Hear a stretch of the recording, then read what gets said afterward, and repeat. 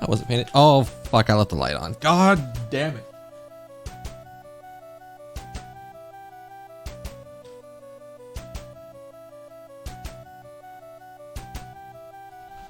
That camera's not even remotely stabled. There. Hello, people. How's everybody doing tonight? 7th the 2nd here. Hope you are having a wonderful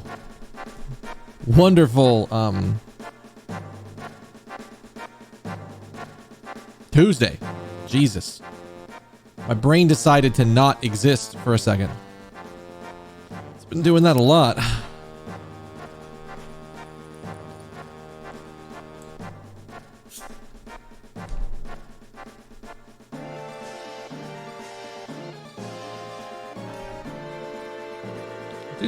This Tuesday was interesting. It was okay. I'm gonna spend the morning with the QA dev. We're gonna work on we're gonna a bunch of stuff. We got everything crushed out except this last thing where I do these steps and it works, and he does these steps and it doesn't work. The fuck. So we decided, okay, we're gonna go into our weekly meeting for the team, and we'll just, you know what? We'll talk about it there, and we'll see what the architect says and everything else like that.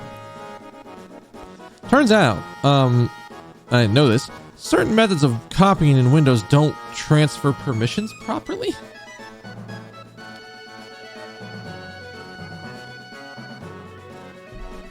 Never knew that one, but I learned now. Figured that one out. It just took us like 45 minutes to an hour to figure out. Let me also explain the bug we found that was something that got introduced because of some refactoring that was done by the architect. Kind of just unintended, like, oh, I didn't think that was going to be affected, but apparently it was. So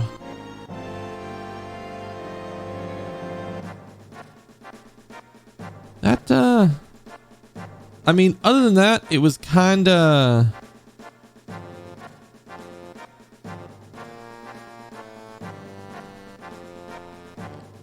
whatever, I guess is the way I would describe it. Kind of an average day. It's been raining like fuck. I'd say most of the afternoon. Whoa, I am way too high. What the hell? How did that get saved as the setting? I'm blowing y'all out and I don't even realize it. Okay, is that better? Let me see if I'm in the right. Should be aiming for that one. Yeah, I'm right there. Okay. Okay. I also found out, so my work is, I think I've mentioned this before. My company is deciding to close the Atlanta office that we have because we've been working so well from home. It's like, why even have an Atlanta office that's a permanent location? I think the plan, my guess, is that they're going to have office space that will be for people who need to be in the office to meet with clients and stuff like that. And then there will be sort of like a shared space where if you want to come in and work in the office, you can.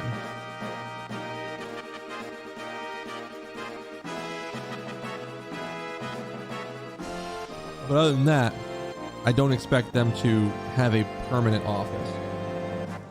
Like, I'm not expecting to have a desk anymore in my building. Which I will admit, I'm going to miss that building because there were some really nice, convenient things about that building.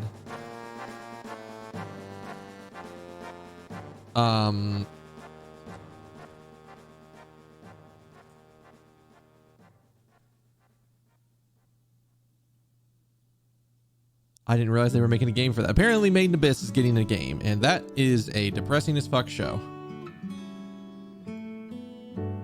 Dark as fuck.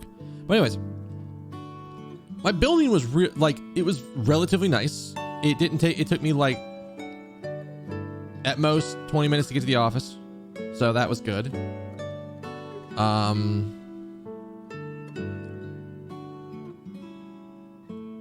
They had a lot of underground parking, so my car basically never sat in the sun. I can think of 0 times where my car was in the sun at my office. And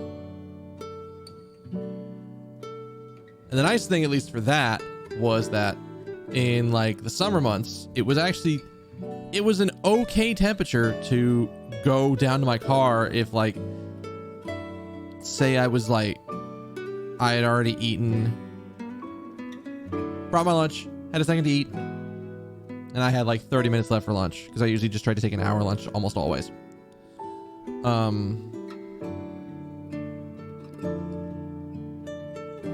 I would go down and just sit in my car. Sometimes I'd browse the internet. Sometimes I'd be like, fuck it, set an alarm, and I'm just gonna lean back and sleep. And the parking lot, I mean, there were spots where you could park that, like, you didn't get any of the, you got like very minimal lighting. The best for me was when I was parking next to somebody who had like a big truck or a big SUV in the next spot over, or hell, even on either side of me, because if they did that, it was like there was almost no chance you were going to see me unless you were driving by. Not that I cared if anybody in my office saw me sleeping in my car. I don't think it would matter, but it also helped for keeping the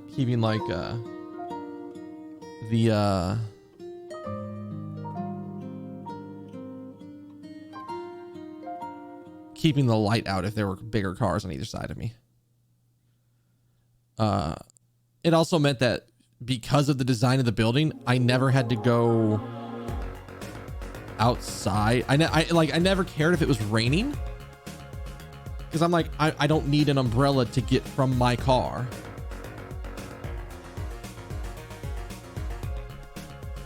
From my desk to my car, or my car to my desk, or either way around.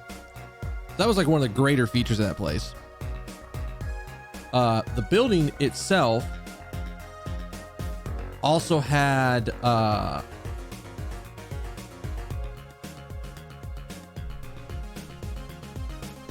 what's the best way to describe it? I guess I would call it a convenience store in the building. So you would go down to the ground floor, and there was this little convenience store that had like a bunch of snacks, a bunch of like personal like effects, like little individual like aspirins or Tylenols if you needed that, or like pretty much everything you'd want to find in the convenience store, like legit, just like right there. And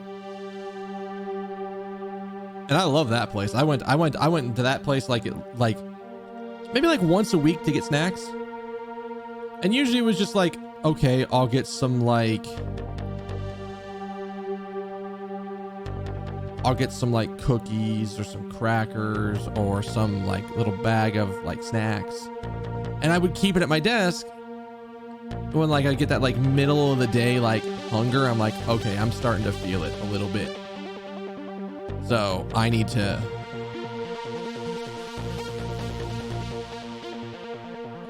actually,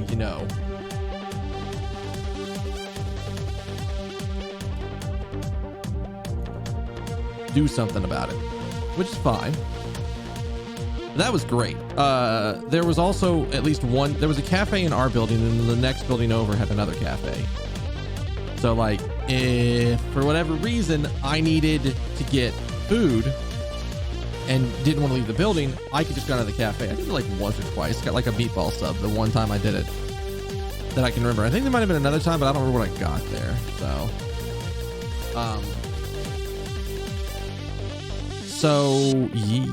okay, that's what the hell? Okay, sure. So like, and also there was a lot of really good food places around that area.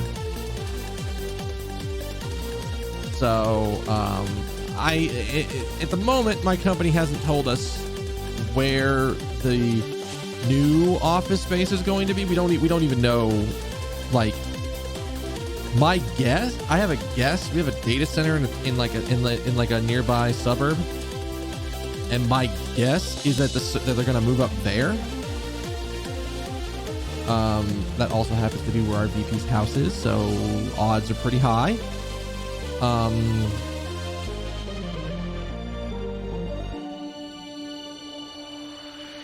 If I had to guess, that'd be my best guess. Otherwise, I mean, there's plenty of other places they could go. And the nice thing about a company doing something like this, where it's like, well, we just don't even have a normal office. Like, if you need office space, we have it for you. But otherwise, most people are not going to need it. So, like, say like we're doing a big team gathering or something like that, we could still do the team gathering where we got everybody together on all the teams and had them meet together for lunch. I imagine that's probably one of the ways that our team will use it whenever we get back, whenever, like, next year. Because my understanding is that we're not even going to be doing anything to get into the office until next year. Like, there's no plans to bring us back, even in any form, shape, way, or form, until next year. So the big thing today was that they were like, all right, we're going to send an email out saying, hey, guess what? We're now starting to schedule people coming back into the office to collect their personal items. Because if we're closing the office, they have to get rid of everything. And right now, we're still in a situation where we probably don't want everybody coming into the office all at once. So what they've done is they've said, okay, 10 people at a time, you're going to get 2 hours. And in that 2 hours, you come in, you pack everything up that's yours, you take it out, and you leave. You can also take, like, personal items, like, or not take personal items, that's the wrong way to say that. You can take things like the monitor on your desk, which originally I wasn't thinking about doing that because I have plenty of monitors here, and I also just work off my laptop. But now, I'm kind of eyeing that thing. Kind of looking at it and going, maybe? Because it was one of those, like, Dell ultra-wide monitors. And what I would do is I would just still work off the laptop, but, like, have the ultra wide somewhere on my desk, which honestly, it means I'm gonna have to rearrange the shit on my desk, and I have no idea how the hell I'm gonna pull that off. Like, I haven't figured that one out yet. I don't know where it's gonna go when they ask if I do it, but if and when that happens, God, if and when that happens, I'll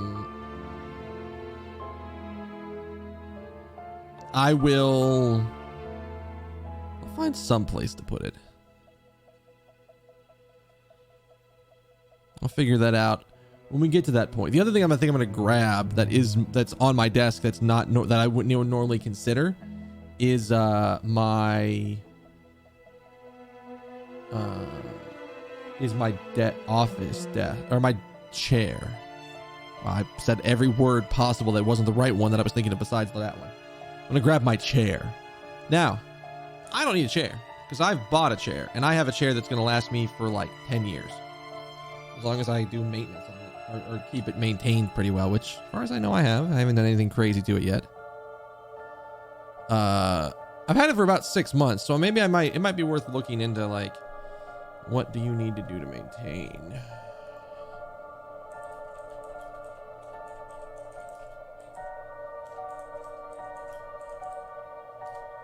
Is there anything that needs to be done? What do you recommend?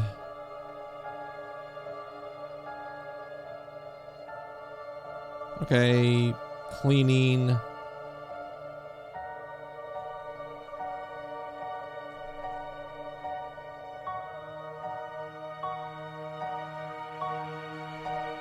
Basically cleaning.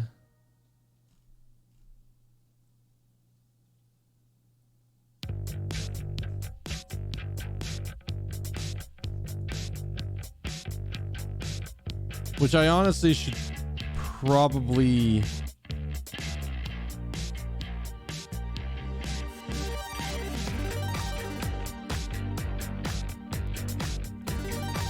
I probably need to clean it.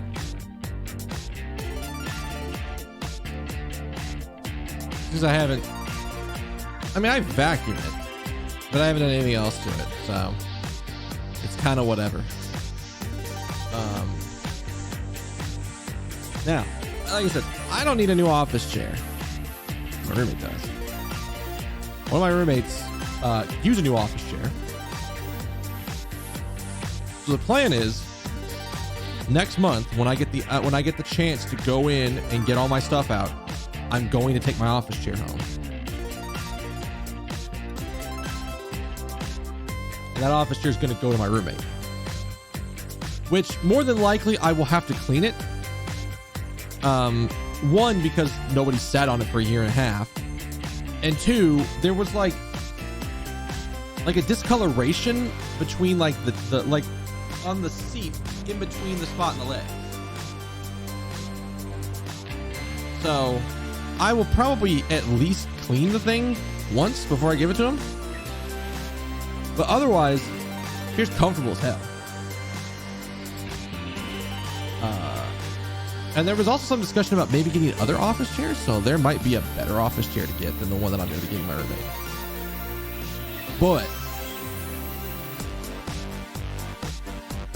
the important thing is that in June, I'm going to be able to go in and get all the stuff out. I have a little desk, a little wireless charger that I want to get back. I have a multi-USB port charger that I want to get back. And then I don't think I have too much else. So I think it's going to take too much time to get all of the stuff out of my desk. But it'll be nice when they announce the slots for that. I know that June is when our department gets to go. I think there's a department going now or starting next week. They're going to be bringing people in for that. All right. Yeah. So, Ace Attorney Investigations.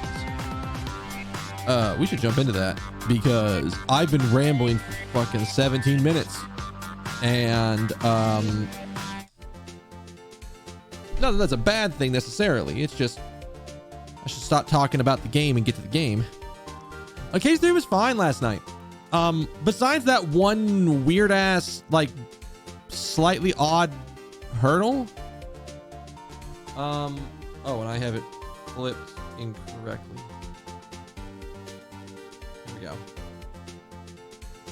Besides that one spot, it wasn't too bad. We had a couple of eureka moments, which were great.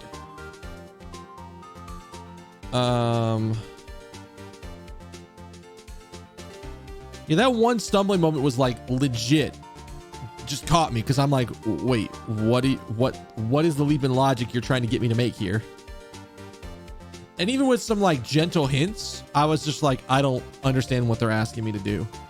So, but either way, we got a little ways into case 5 or case 4, which is a history case.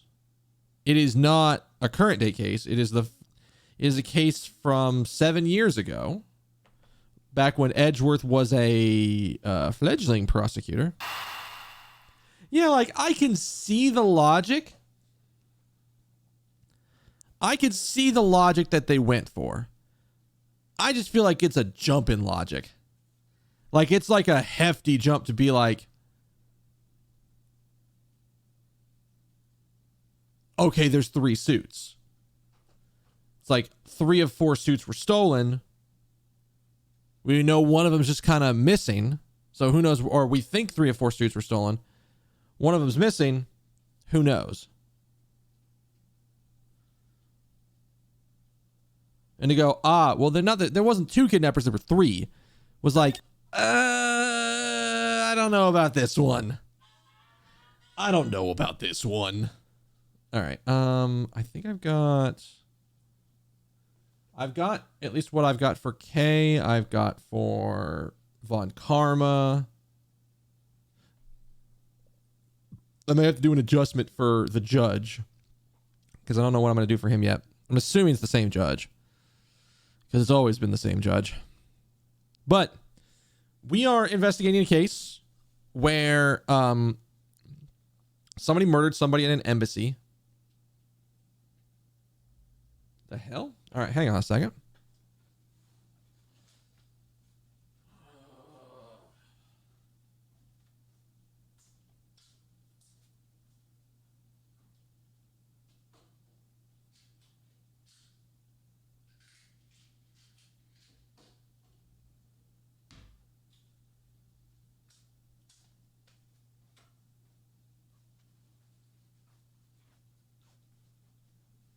Excuse me.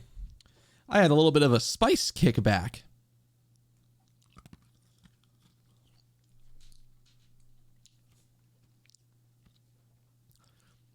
I had chicken nuggets with the Korean sauce that I make. And I had a burp that just instantly kicked it back. So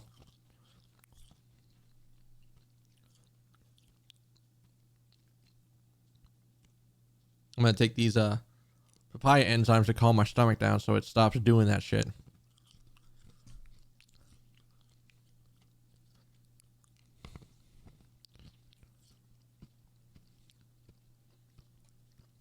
Yes, there was a murder at an embassy. The suspect was caught on camera in 4K. Actually, I guess in this day and age, it would have been he was caught in HD. He's not 4K yet. But we'll use the phrase. He was caught in 4K, literally murdering a guy on camera. And then he goes, in court, no, I did it, but I was told to do it. And I was told to do it by that motherfucker over there. And he points to the prosecutor. Mr. Byrne Faraday, who, as far as we know, is Kay's dad. And we got to meet little Kay. She showed up to get change from Edgeworth, and I swear he got scammed. But either way, Edgeworth is stepping in to prosecute the case because the prosecutor, Mr. Byrne Faraday, had to be recused because he was being he had to be removed from the case he had to be removed from the case because he was suddenly part of the case. So, all right. And now we are going in to the courtroom. About now. September 10th, 4 p.m. District Court, courtroom number 3. Oh God, Manfred's on our side. Oh fuck.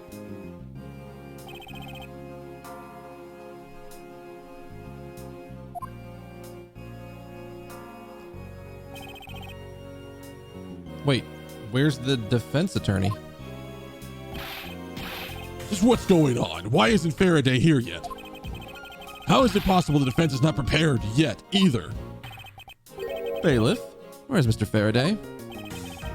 I'm not sure. I wasn't really paying attention.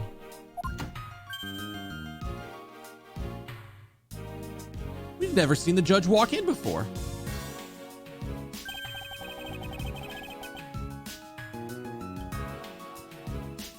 Ah, you must be the one Von Karma recommended. Oh yeah, it's Judgy Boy. I hear this will be your first trial. I look forward to seeing how you perform. By the way, was there someone celebrating a birthday during the recess? I could have sworn I heard a popper going off. Come to think of it, it's a day with my grandson. Sir, it looks like the trial's about to resume. However, yes, it will all be impossible to prove the witness a liar, without the evidence from Faraday. What is this blasted buffoon up to? It's an emergency, sirs. Oh, here we go. I kept thinking one of the bailiffs was going to be Gumshoe, but no, it's actually Gumshoe. Silence. I don't know if I like that voice for the judge. There shall be no yelling in this sacred hall. of the law. This is too close to Manfred's voice in my eyes. Bailiff, remove this man from the courtroom at once. Please. Wait, you gotta listen to me. There's an emergency. Defendant lobby number 2, Mr. Faraday and the defendant. The two of them, they're both dead, Your Honor. What? What the fuck?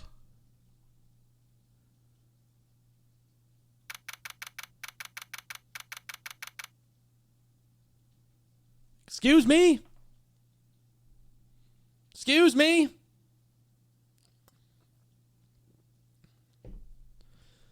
September 10th, District Court hallway.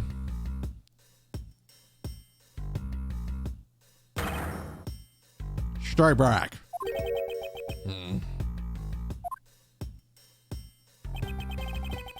No one's allowed in the crime scene. Period.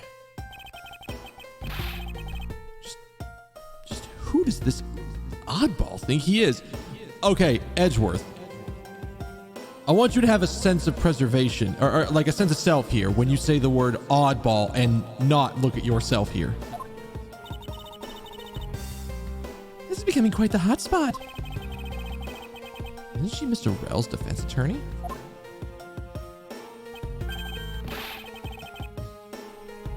Hey, you, no running in the hallway, pal. And just who are you to tell me what to do? Ooh. There's that spice blowback. Not nearly as rough as the first one, but you ever like, I love the taste of the Korean sauce that I make. I love the taste of it. But sometimes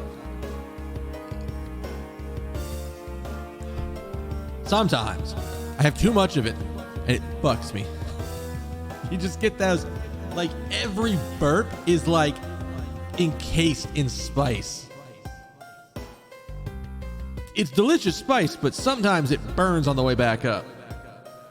My God. Ever find out what's going on like this? It's time for some civil discourse.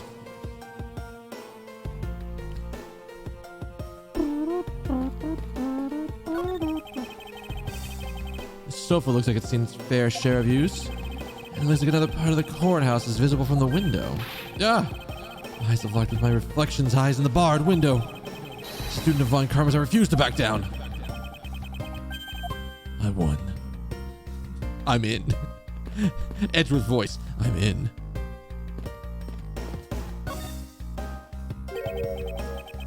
And you are?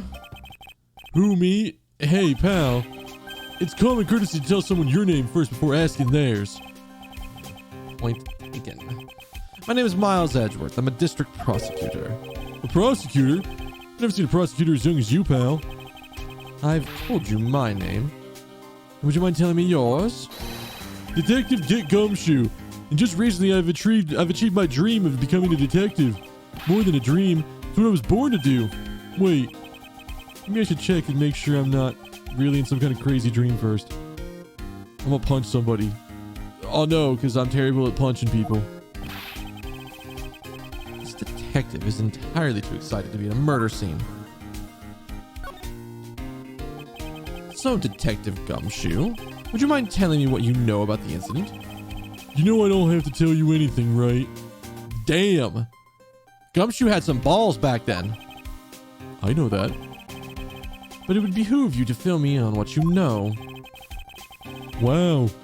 You're a proud one for such a youngster, aren't you? Hold up. How the fuck old is Gumshoe? 26. And I don't have any evidence on myself, so. But I'm like early 20s, I think. Anyway, Detective Bad's the one in charge. So you're just gonna have to ask him for all the details, okay?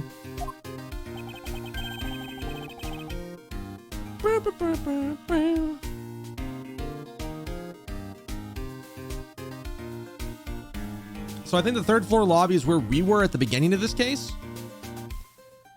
Yeah, maybe like absolutely 19 at the youngest. Absolutely. As for me, I was guarding the door to the defendant lobby number 2. So you were the guard detail. Did you notice anything strange while you were on duty?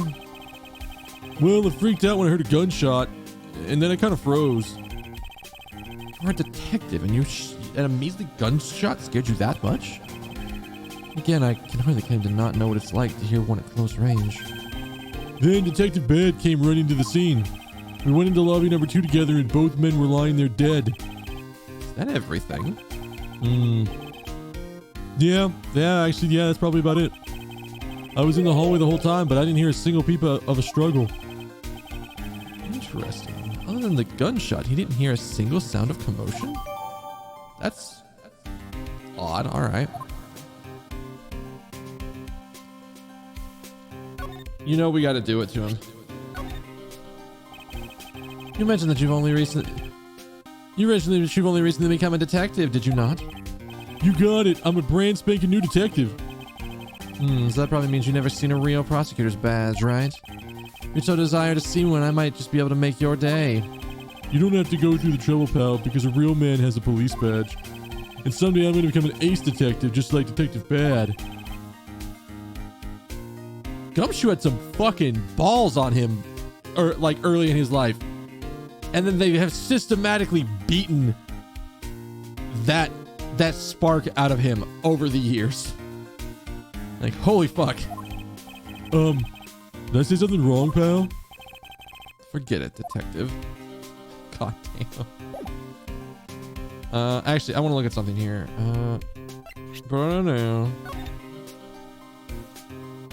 Oh, okay, it's this thing. I thought it was something else. Never mind. Blah, blah, blah, blah, blah. A drink vending machine. Yeah. Now's not the time to be pondering what kind of drink I want. But it's always time to ponder what kind of drink I want. Vending lobby number 1 is through here. The incident took place in vending lobby 2 next door. I shouldn't allow myself to be sidetracked like this. I better get a move on. All right, let's talk to you. Do you have a minute? You know I'm not really into talking to people I don't know. Especially at a time like this. I apologize for not introducing myself before bothering you. My name is Miles Edgeworth. I was to take Mr. Faraday's place in court. Edgeworth, huh? Never heard of you. So Faraday's substitute's a newbie, huh? I'll have you know, madame, I studied under Manfred von Karma. The finger waggles. Do not take me for some naive novice.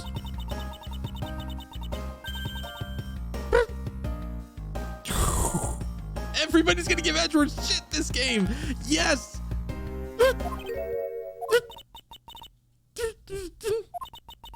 Don't take me for some naive novice. Oh,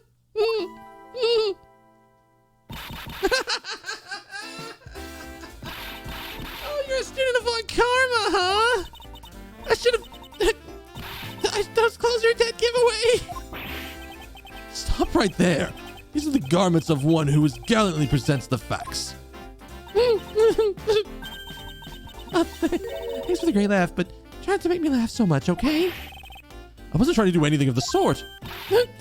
Just kidding. I'm goofing around over here. By the way, do you know who I am? I'm Cellisto Yu. If you're telling me the truth, and we're about to go head-to-head in court. Ah, but of course, I've heard much about you, Miss Yu. Ah, but of course, you're a regular Shakespeare. Did I say something funny? Edgeworth's gonna be fucking out of his element the entire time this case, and I'm gonna love every minute of it. I'd like you to update me on the situation. I don't really know anything. Why don't you try talking to those detectives over there? If that's the case, then why are you here? It's so funny. It's just that the way you speak is so tactless. I can't help it. The person I was going against in court only a little while ago was just murdered. It's not like I go back to the courtroom pretending as though nothing happened. That's a good point. I apologize for asking such an insensitive question. It's fine. Don't worry about it. Oh, you know we're doing this to... I should have been doing this the entire game, but... It's a shame that we will not be able to face each other. This is to be my first trial, too. Oh, is that a declaration of war? How nice it is to be so young and carefree. What a nice, squeaky clean badge you've got there yourself. You got yourself there. I'm jealous. I'm sure its gleam will dull over time with experience. You're saying your reputation also tarnished with it over time? That's not what I meant. Well, you can't avoid some things in life. I'll never allow my badge or my reputation to become tarnished.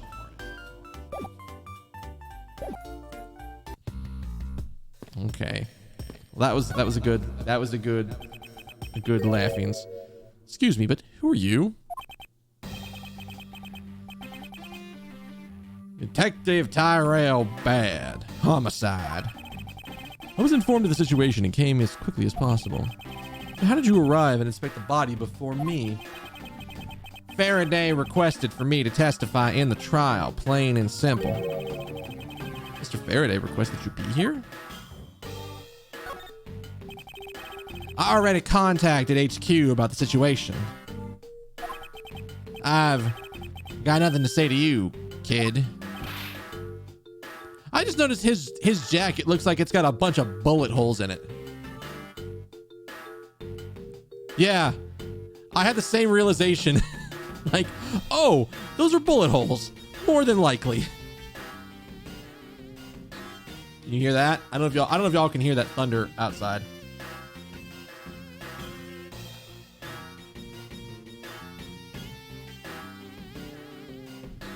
We've had like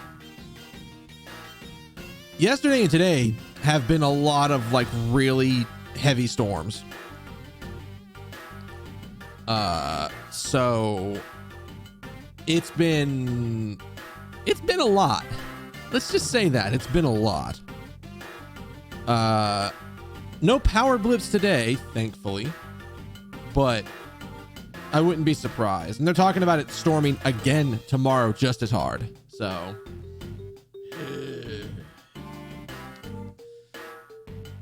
kid, I'm Mr. Faraday's substitute in the trial today. Therefore, I insist that you update on me on the situation. Get back down here. I have a right to know. Do I need to teach you a thing or two about how to talk to adults, kid? Is he threatening me? Is he going for his gun? It's just a mirror. How dare you trick me like that? Faraday was stabbed to death with some kind of blade, and he had a gun in his hand. The other man, Mr. Macrell, well, he was shot and killed. He was found holding a bloody knife in his hand. Is there anyone else who went into defendant lobby number 2? Yeah, that big log over there. His name's Gumshoe. He was in charge of guarding the place. He's claiming that no one else entered the room. If that's the case, then must have killed each other, correct? Maybe. Impudence. This guy really is testing my patience. Why was I not informed you were going to testify in court today? Homicides aren't my only gig. The Yatagarasu case is also one of my assignments. You were called upon to comment on the Yatagarasu characteristics in order to assess if Mr. Faraday really was the Yatagarasu or not? Well, looks like you might have a brain after all in that head of yours, son. Son? I'm not your son, Pops. Mr. Yu, there's someone here who wishes to see you, sir. Or, ma'am. Who is it? We're calling to find an embassy staff member by the name of Manny Cochin. What? What's going on? Everybody's tense all of a sudden. It's a bad and misused mood changed in an instant. Wait a second. Wasn't Manny coaching? I'll be right there.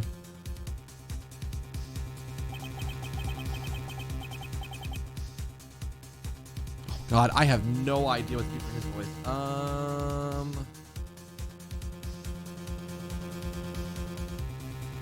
It's nice to see you, Miss You. Why are you here? I have no desire to ever see you again. Now, actually, would you mind stepping outside for a brief chat? Fine. I'm already swapping to it. Bad? Von Karma, it's been a long time. I knew you would show up.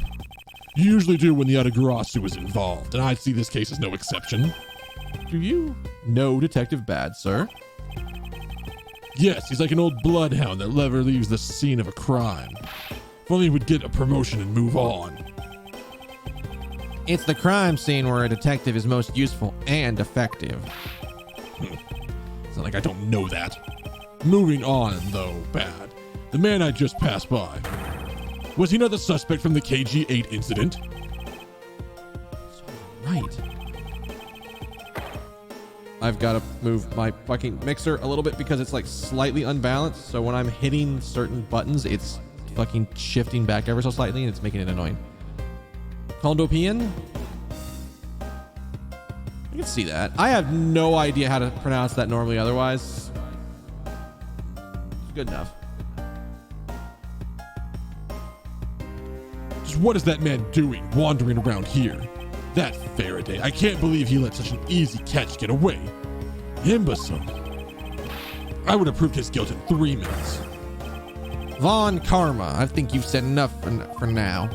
It's in poor taste to speak like that about the departed. Very well. Back on topic. I'm placing Edgeworth in charge of the investigation. Is that...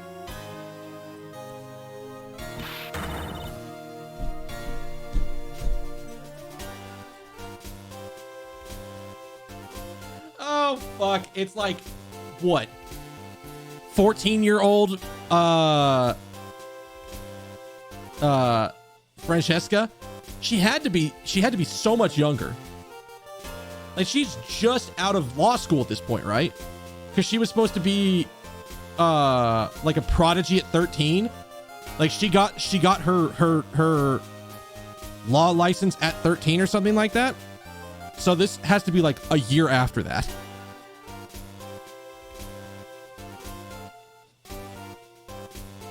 Do I do the same thing I do for Kay's voice? I think I do. Just slightly pitched up because that's about as best you're going to get from me. Papa, how could you place him in charge? Francesca, what are you doing here? I'm here for summer vacation. What else? Francesca von Karma. So she is here on vacation from Germany. She's 13 at the time. So this is like legit. She just got her law license. She's at like, well, not the peak of her being like scary, but she's also incredibly powerful right now, considering she's 13 and is a fucking lawyer. She's the daughter of Manfred von Karma and a student of his, who's also junior to me. That's not the right one. It's That one? You're the one who is junior to me, and don't you forget it. You're not convenient. Oh, wait. She hasn't taken the bar exam yet. Oh, okay. So we're at this point in the timeline. Okay. Conveniently avoiding the bar examination, are you? As if you were able to pass, then I will absolutely have no trouble at all. I'll never allow myself to lose to you. Never. Why does she always have to be this competitive? Anyway, Papa, are you really assigning Miles Edwards to cover the case? Yes, I am. Why do you ask? Well, you know, I'm close to becoming a prosecutor myself. And I am 100% confident I can do a better job than him. Oh, that's just like Francesca. There's no problem bad-mouthing someone right in front of them. Bad. Yes? These two will be these two will be conducting the investigation. You what? You want to run that by me again? You want me to let the both of these kids loose on the crime scene together? Ha! This is a perfect opportunity for them to work together on their prosecutorial skills. A crime scene is not a place for children to be messing around in. I'm the one with the authority over the crime scene, Bad, and I will not tolerate complaining. Edgeworth, Francesca, I leave the case to the two of you. Understood, sir. Yes, Papa. I'll go take care of the paperwork now. Remember, I'll accept nothing less than a perfect report from the both of you. Do not disappoint me. Hold up, Von Karma. I haven't agreed to this. What are you doing? Don't you walk away from me. Miles Edgeworth. It's been quite some time, Francesca. This would be a perfect chance for us to see which of us is truly worthy of the Von Karma name. Would it kill you to say at least hello? Long time no see. Very good.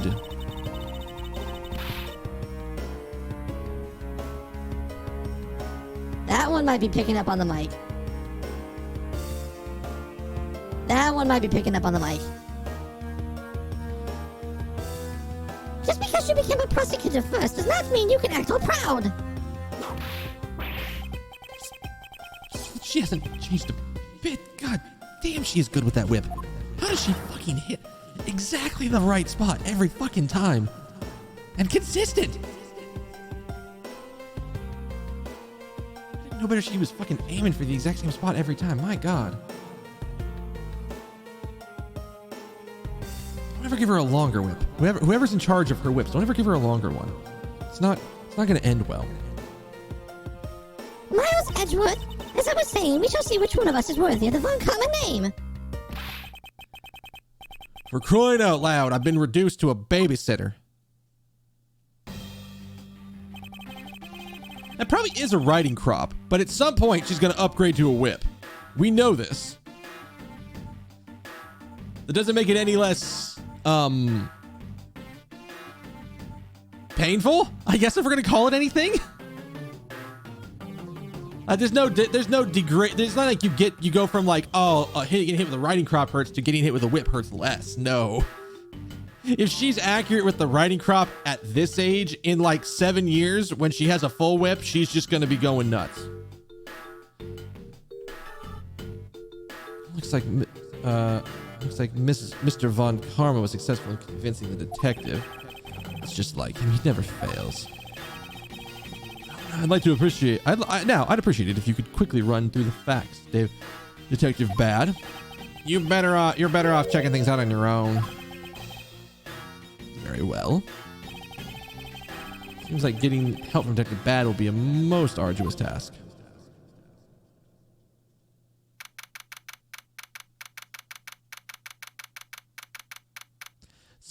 September 10th, 4:15 p.m. District Court, Defendant Lobby Number 2.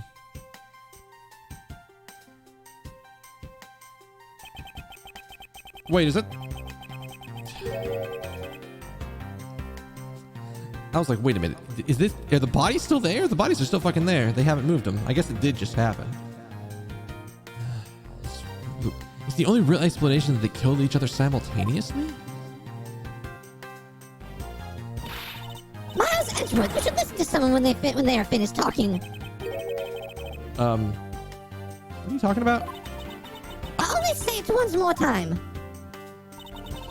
This is a competition to see who is truly worthy of the Von Karma name. Competition? The person that figures out the truth first wins.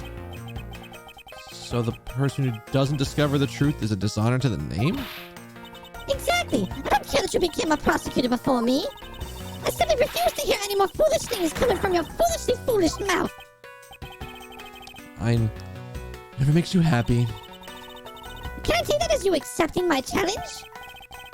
Once again, if it makes you happy. Well then, let's begin the investigation, shall we? I'm going to find the perfect evidence to prettily present.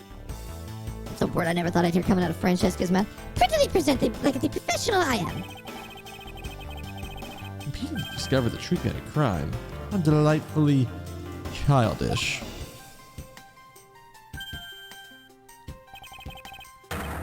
You can't. Over there. Hold up. I didn't even advance that. Kid? Huh. Serves you right, Miles. He just called you a kid. I said, kids. Kid. How dare you call me a kid as well? Do what I please. I won't allow you to cause a ruckus on my crime scene. Hey, big guy. You're gonna watch over these two. Yes, sir. Detective Bad, sir. Now, do what I say from now on, kids, okay? You better not get in our way, Scruffy. Or you'll feel the bite of my whip if you do. Yeah. You, prosecutor boy. Let's get your investigation started already, alright? Great. Even that detective is treating me like a child. Alright, it's time to get investigating. Get a move on, prosecutor boy. My name is Miles Edgeworth. If you're going to call me prosecutor boy one more time, it'll be my duty as a prosecutor to look into your monthly salary. Boy, what? And what would you do with my salary after you saw how much it was? That's up to you now, isn't it? Really? Sounds good, pal. It's so naive.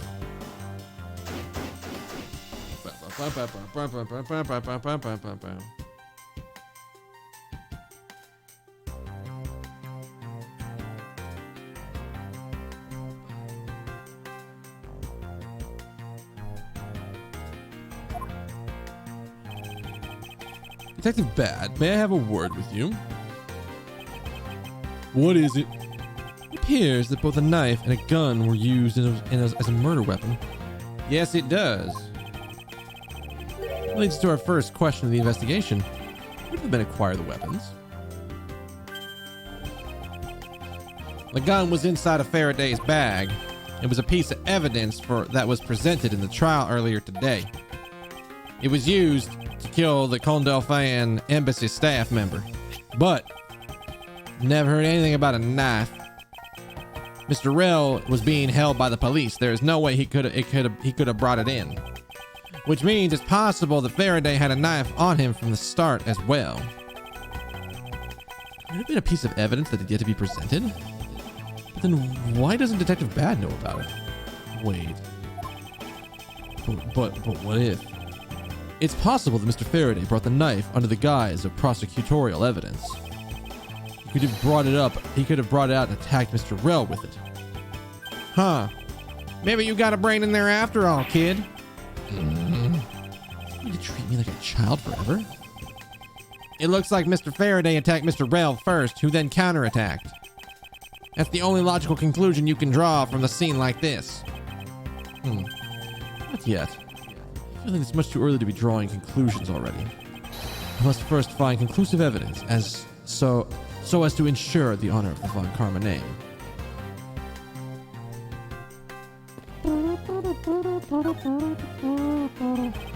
The window is open and there's a fresh flowery scent in the air. Flowers in the garden down there are so gross and ghastly. Do you think maybe you could try offering something useful for a change? Well, at least there's no way someone escaped through this window, pal. They wouldn't wake up and smell the flowers after a fall from the third floor. Are you willfully ignoring the fact that there are also iron bars on the window? Okay.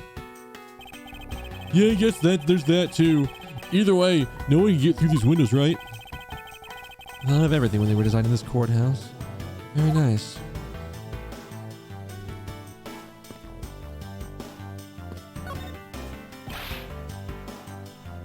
Whoa! What is it, Detective Gumshoe? My TV at home is so tiny compared to this one, pal. And perhaps you should purchase a more normal-sized television like this one. Okay, this normal Edgeworth. Come on, man. Don't your privilege is showing.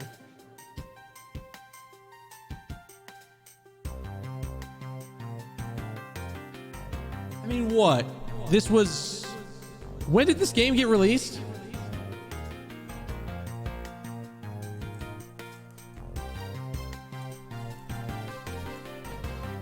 When did this game originally get released? Whoa, okay, hang on. Maybe I'm mistaken, because this is 2009. For some reason, I thought it was earlier than that.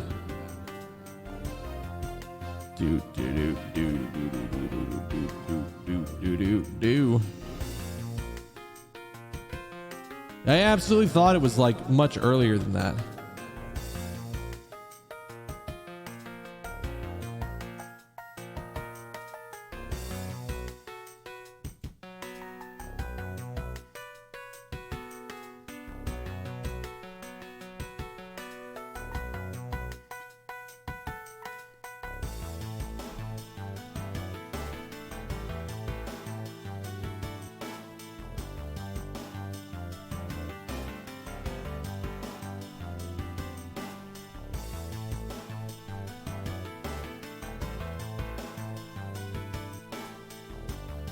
Okay.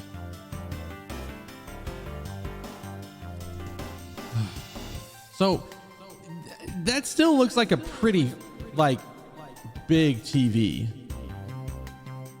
It's a flat screen, at least.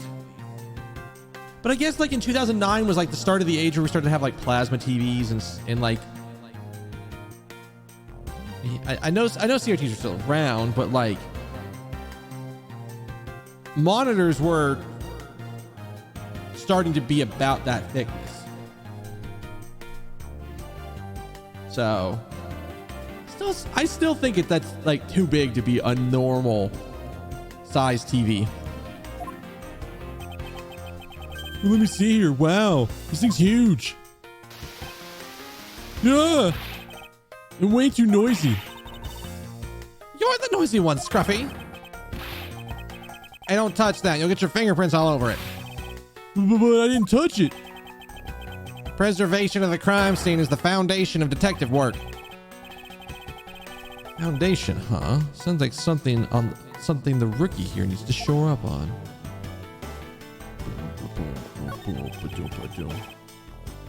There's some stuff in the bag, pal.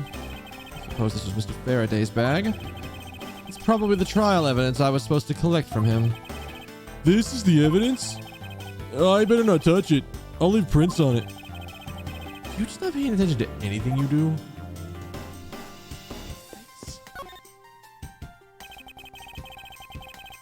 There's some plastic bags stacked up on the table. There's a tea set too, but there doesn't seem to be any sign of a disturbance. Yeah, the table's all neat and tidy. Maybe they were super quiet in their scuffle? After all, I didn't hear anything from outside the hallway, you know? Maybe the plastic bags on the floor or scattered on the floor throwing us off?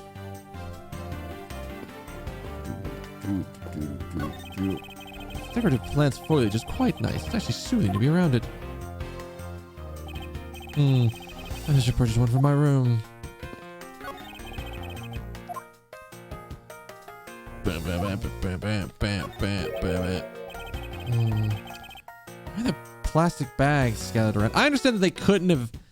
I mean, I guess it's possible to notice there are plastic bags scattered everywhere and not immediately think like, what is going on?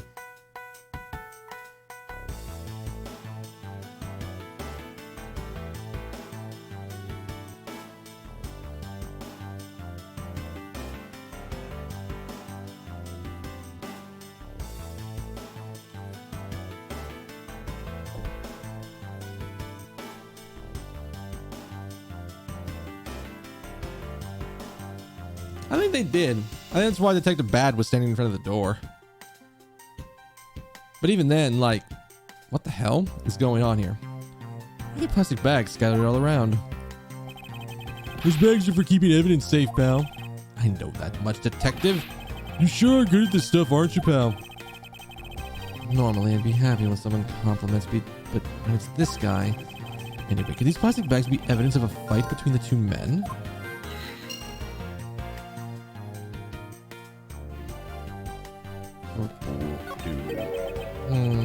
Oh, whoops.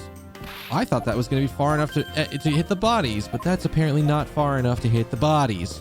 There we go. Mr. Faraday fell on top of Mr. Rell.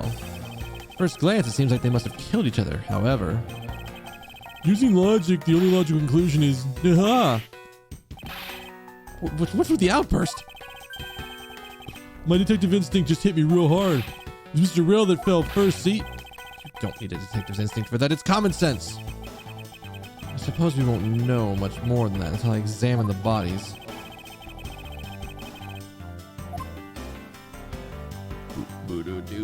Do. Instantly want to look at this thing. Why are there plastic bags scattered all around?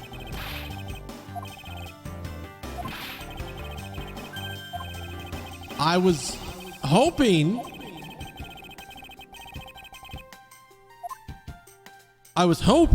that was not going to be a revamp of the thing and more a, hey, guess what? This one's like coated in blood.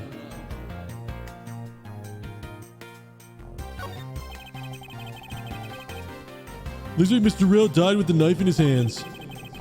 Some blood stuck on it. And he must use this as a weapon, no doubt about it. Oops, that was still on. Hold on. Is Mr. Faraday carrying this on his personage? Did he bring this as a piece of evidence for the trial? Or did he bring it with a very different intent in mind?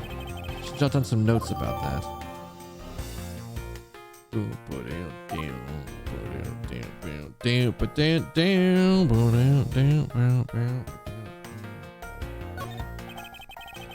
Looks like Mr. Faraday died. Looks like Mr. Faraday died while holding the gun in his right hand. He shot Mr. Rell and then fell on top of him while still gripping onto the gun? Huh, I guess that does seem kind of strange, doesn't it, pal? I mean, why would Mr. Faraday know how to fire a gun? Not exactly rocket science, even I know how to pull a trigger. Although I doubt I'll ever need to use one. Nobody tell him. I hope I never have to fire my gun either, pal. But it sure does look cool to hold a gun in your hand. Here's the police screening procedures need a thorough review. Anyway, I should jot down some notes about the handgun in Mr. Faraday's hand.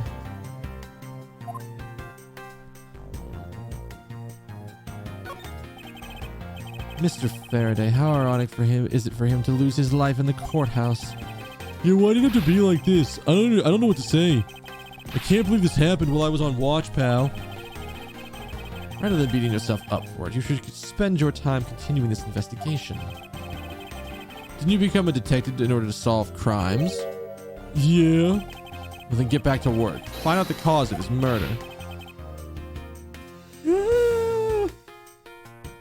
Right, I'm on it, pal.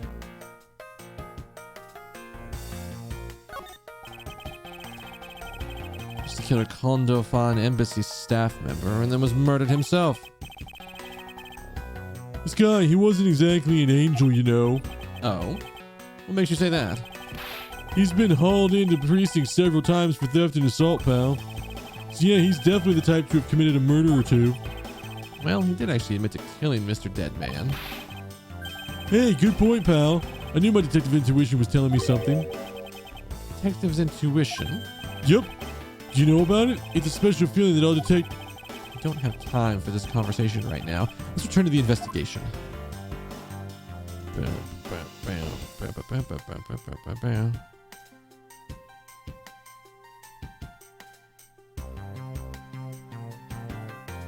there like... Do we have logic here?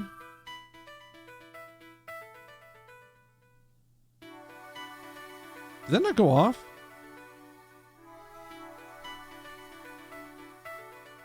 Did you see that go off at all? Oh, did I get logged out of Streamlabs?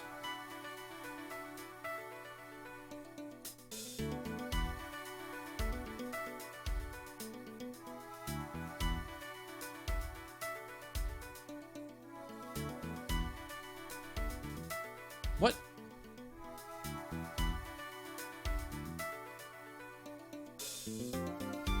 Huh?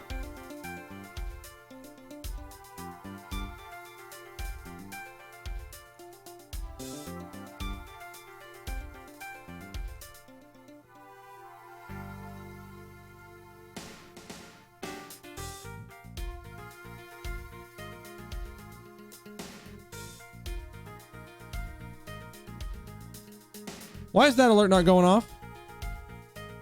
Why am I not hearing that?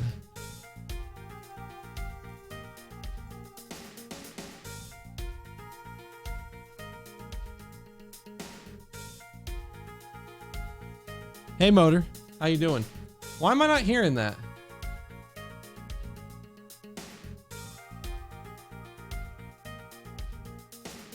What in the fuck?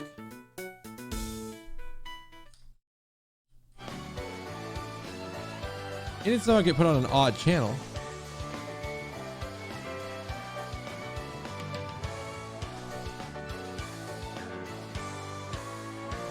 What happened to my alerts? I know the screens are flipped. I hadn't done anything yet.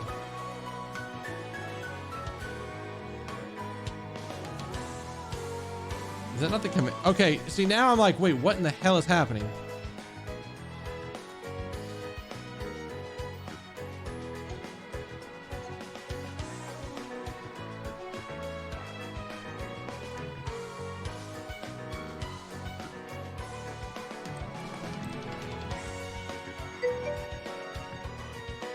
So there's that.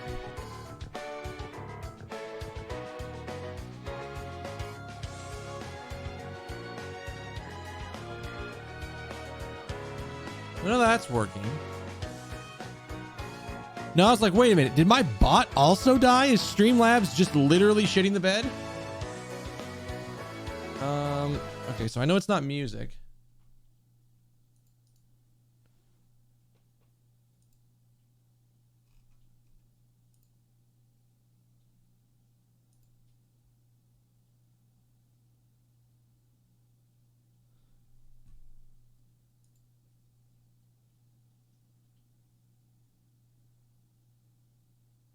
I think I heard that super low.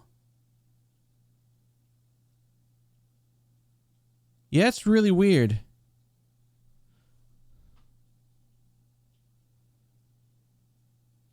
Hey, enjoy your lurk. Thank you for stopping in and saying hi.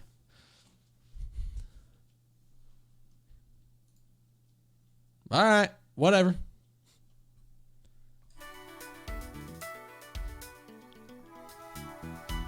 Okay.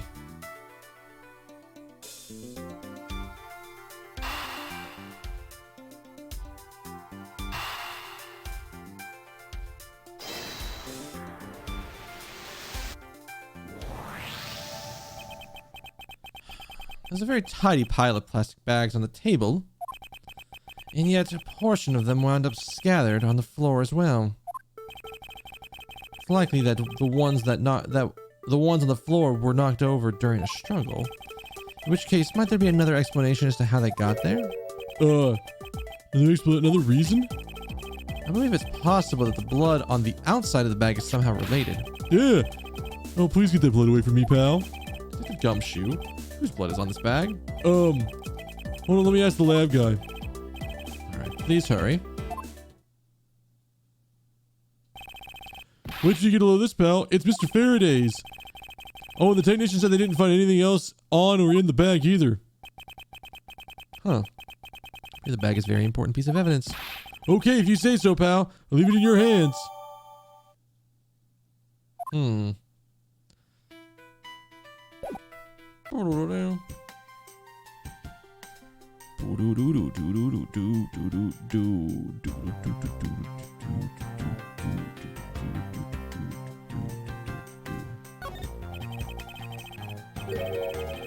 Oh.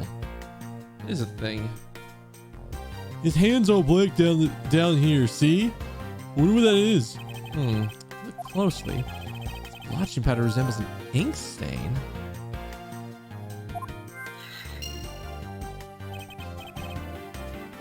An ink stain? Yes, I usually get ink on my own hand when I use my feather pen. A feather pen? Never seen one before. You sure you were making that up, pal? Oh, whoops. I thought that was going to be a different thing. Ah! Mr. Rel's cause of death was from being shot, correct? That's what we think, but it's hard to tell with him lying face down like that. Death is bad enough, but it's truly lamentable that someone would try to hide the truth. Are you sure they were trying to hide something? Can't confirm Mr. Rel's cause of death with his body positioned like that.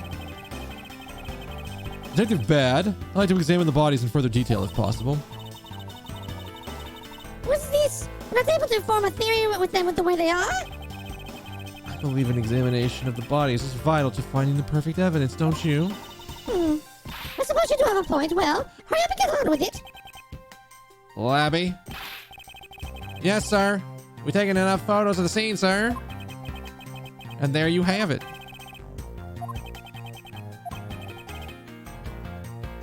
Do you not approve? Of course not. What?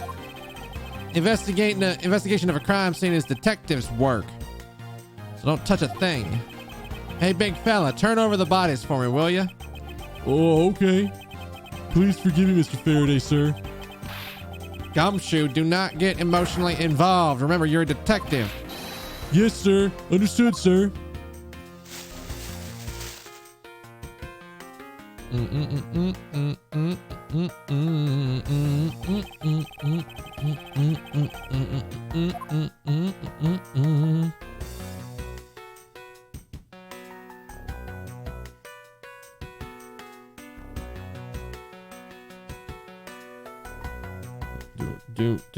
Do. Shot in the chest. Takes some guts to fire a gun in the courthouse.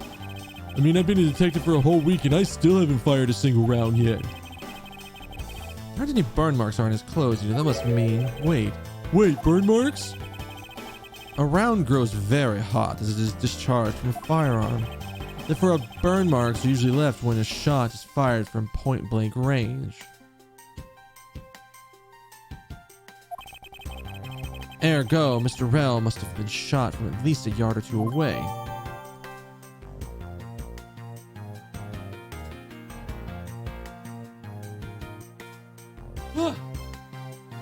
We're gonna take a second to go take a break here in a moment. I am almost out of water, so I'll probably go get a refill when we do that, but that'll be in a minute. You sure do know a bunch of neat stuff at your age, pal. Apparently, this detective has as much common knowledge as your everyday marsupial. There's a knife wound in his chest here, see? What if the wound matches the knife Mr. Rel is holding? Labby? Yes, sir, and verify Now. Make it quick. From the look of things, one could deduce that the knife Mr. Rel is holding is what killed Mr. Faraday.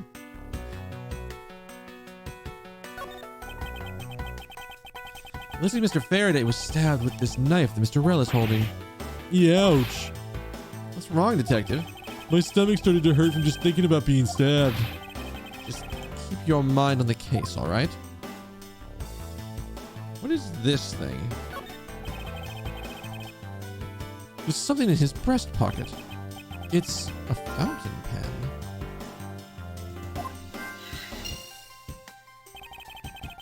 Hey, you know, I always keep a pencil behind my ear. It's because Detective Bad is always telling me, you should write down everything with your name on everything you own.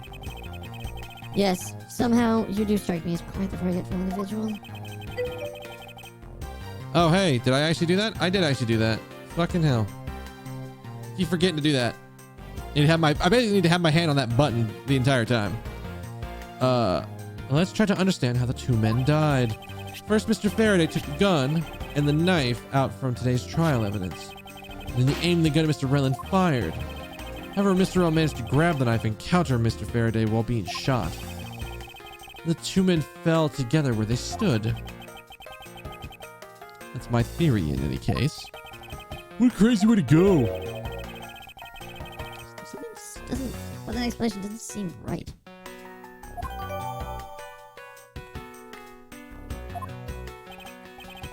I believe now I have a firmer grasp on what happened here. What did we just add to the logic list?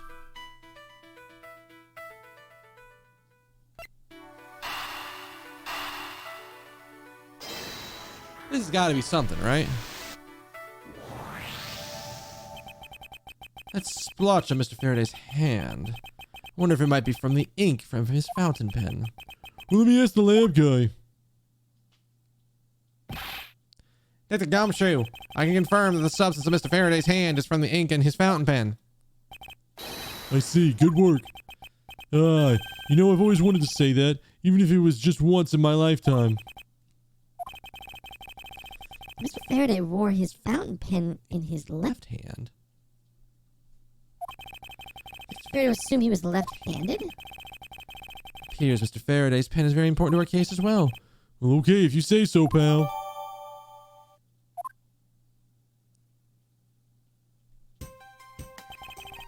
Oh, I thought it was gonna flip on me again. I guess there's not really much left to investigate, huh? They really did kill each other. No. Can't conclude that quite yet.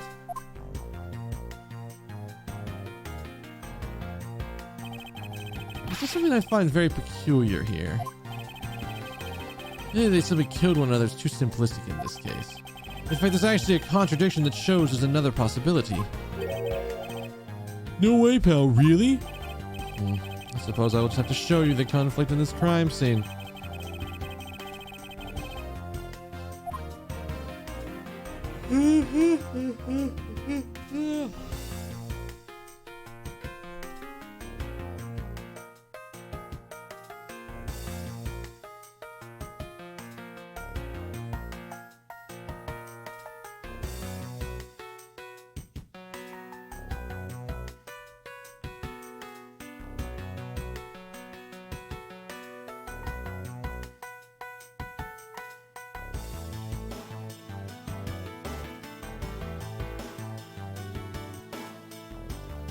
I mean, if they were standing face to face,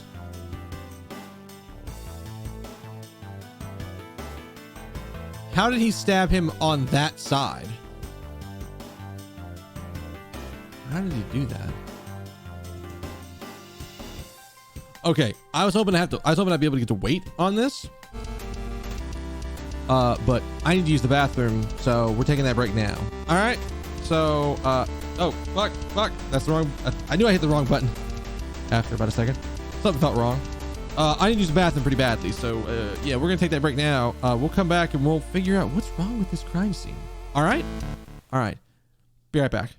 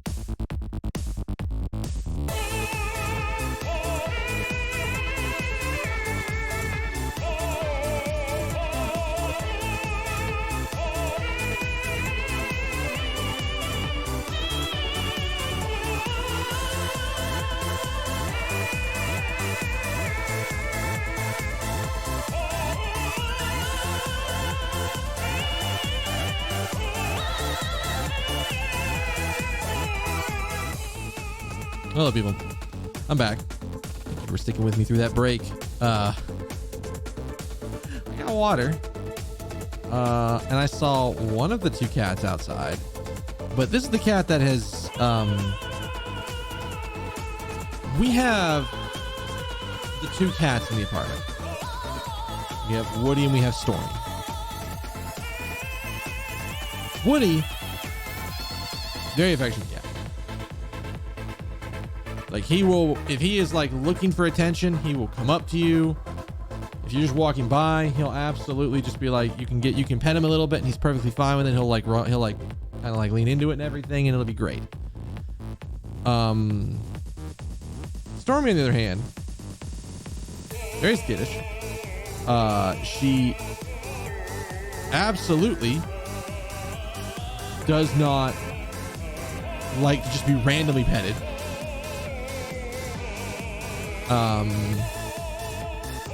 Like I can walk out of my room, say hi to her, and she runs.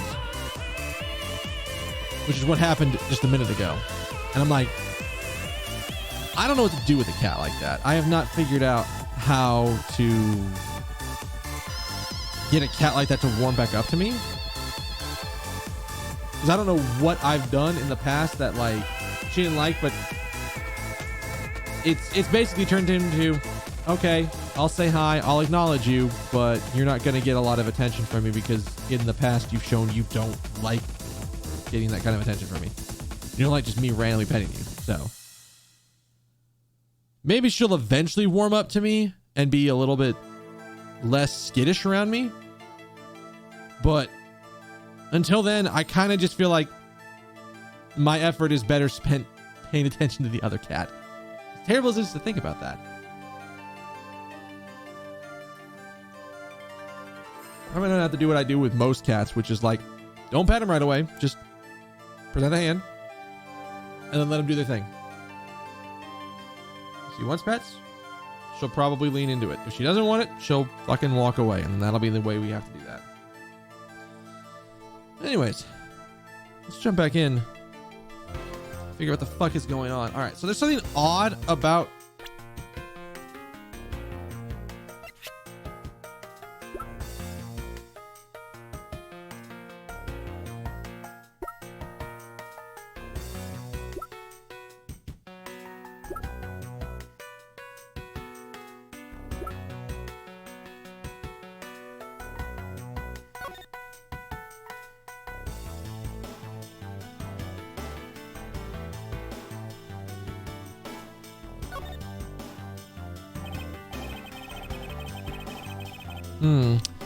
seems Mr. Faraday was in the habit of using using very nice fountain pens. It's the total opposite of me. I don't get these things at all. I think the pencil behind your ear suits you just fine. Really? You think so, pal? Man, I knew it was worth something. That wasn't exactly a compliment, detective.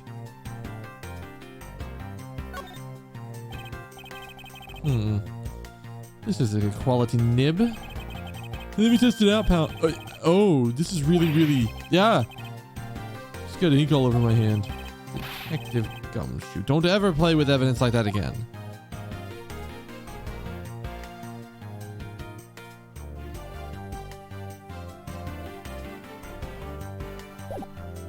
Okay.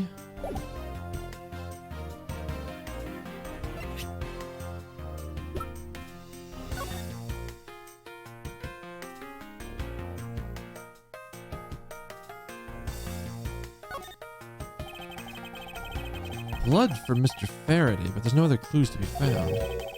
Begs the question, I need to put this bag inside another bag in order to preserve this evidence?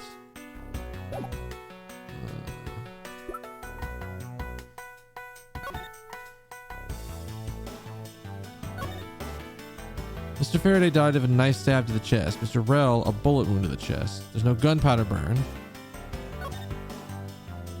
He was shot a few feet away.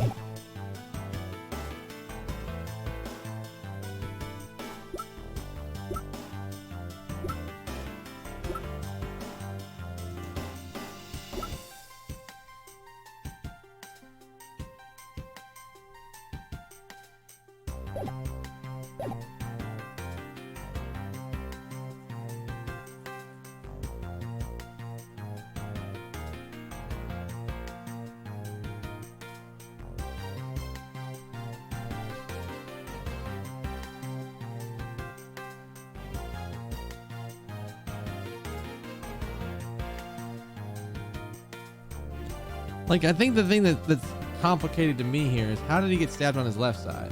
Like that. Wait. Didn't we have a thing about this?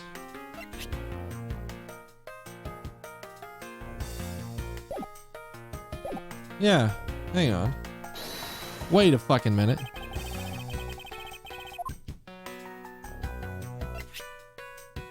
He's left-handed. Why the fuck is the gun in his right hand? Now we come face to face with the contradiction I spoke of, and it is this. Mr. Faraday used his left hand to write with his fountain pen. Ergo, he is left-handed. And yet, the handgun in his right is in his right hand. Don't you find that a bit odd that that left-handed Mr. Faraday would use a gun or hold the gun in his right hand? That, lady and gentlemen, is the great contradiction haunting this crime scene. Hey, you're right, pal. It does seem kind of strange, but how could something like that happen? The facts add up to one conclusion, and one alone. Someone else put the gun in Mr. Faraday's hand after he died. Or someone else? Plastic bags gathered on the floor, and a gun in the wrong hand. I sense the presence of a shadowy figure behind this case. A person of violent intent who is serious about keeping the truth from us.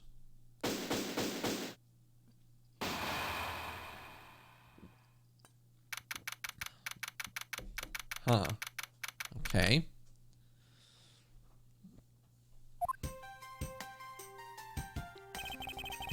Here's the autopsy report. I think that was somebody else's voice.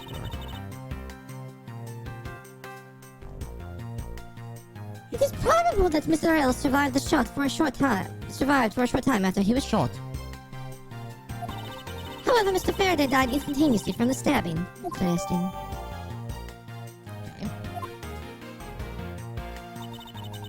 It looks like we know everything we need to know about the case. Are you sure we know everything? Of course! This incident began with Mr. Faraday attempting to get his revenge. The prosecutor went into a rage from being accused and tried to kill the defendant. But the defendant fought back and they ended up killing each other. It's very clear and simple. There's absolutely no margin for doubt. Really believe that to be true? Huh! Are you saying that just because I figured out the truth before you? That you don't want to believe it's true? It's alright. If you disagree with my argument, then prove me wrong. Well, if there's any contradictions to be found, that is. Don't worry. I will. Jessica causing problems.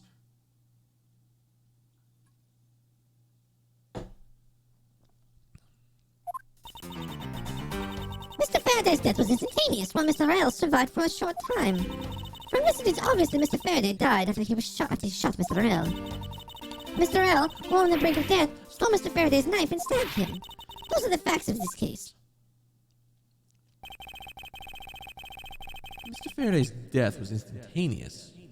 Therefore, he must have attacked first. Proving that logic to be false is probably the fastest way to show her that she's wrong. In that case, she should look for any holes in her theory.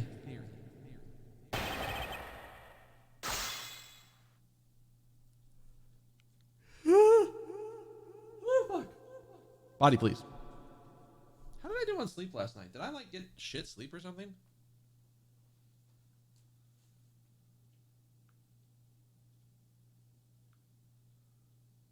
Ooh, 6 hours and 10, just above 6 hours.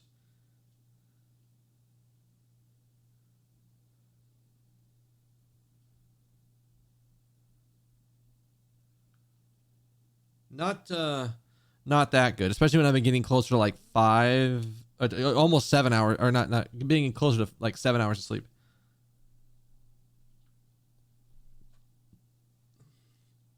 Oh man, it just took me a while to fall asleep. It's never good. What is this? Oh yeah.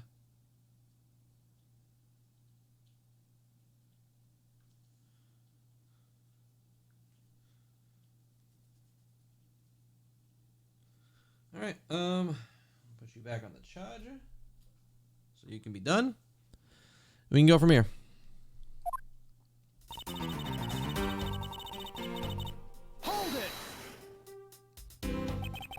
do you truly believe that Mr. Faraday died instantaneously? I have the murder report right here. Mr. Faraday died instantaneously of shock due to being stabbed in the chest. There, you see? It's been documented, clear as day. I gotta learn that trick for later.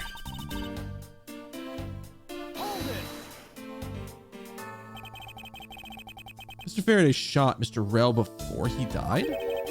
Any basis for that statement? Your foolishness has no end, does it? And I hate to repeat myself, however. Mr. Faraday died instantaneously. That's all the basis I need. So, alright. If Mr. Faraday died instantaneously, then he must have attacked Mr. Rel before getting stabbed. You're finally beginning to catch on, I see.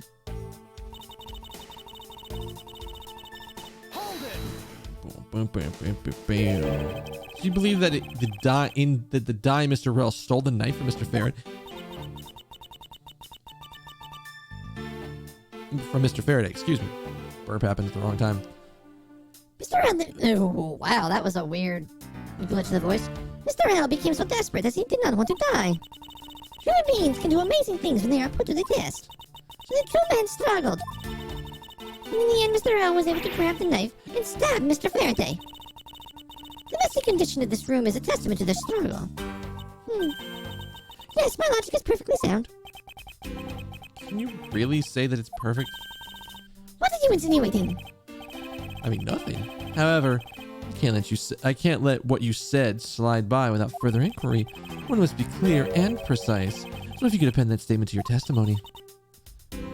Fine. They struggled, and Mr. Rel used the last of his strength to counterattack Mr. Faraday. About this statement. Mr. Rel used all of his remaining strength to take the knife and defend himself. One can easily say they had a violent struggle. Of course, it's nothing compared to what my riding crop can do. How does one compare the damage that a riding crop can do with the state of this room? I don't know. We gotta talk quality here. Is it +1 riding crop? Plus 1 hurtful? Can do some decent damage. Furthermore, all the plastic bags on the floor in this room were scattered due to their fight. Is there anything else that I can explain for you? No, that'll be fine.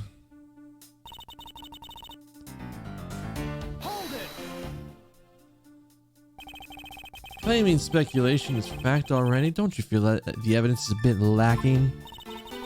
You'll find all the evidence you need by looking around this room. Mr. Faraday collapsed on top of Mr. L. In addition, Mr. Faraday died instantaneously, making a counterattack impossible. Furthermore, the room is a total mess from their fight. I dare say there's more evidence in here than you could whip a whip at.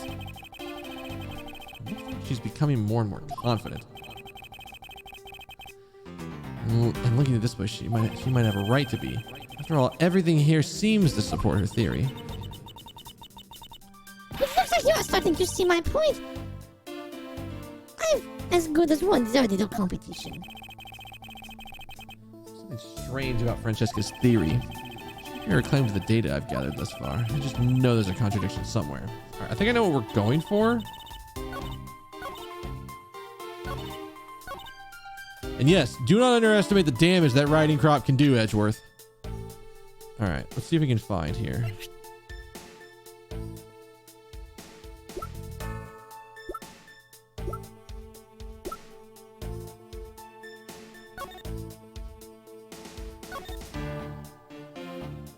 Knife in the back of the chest.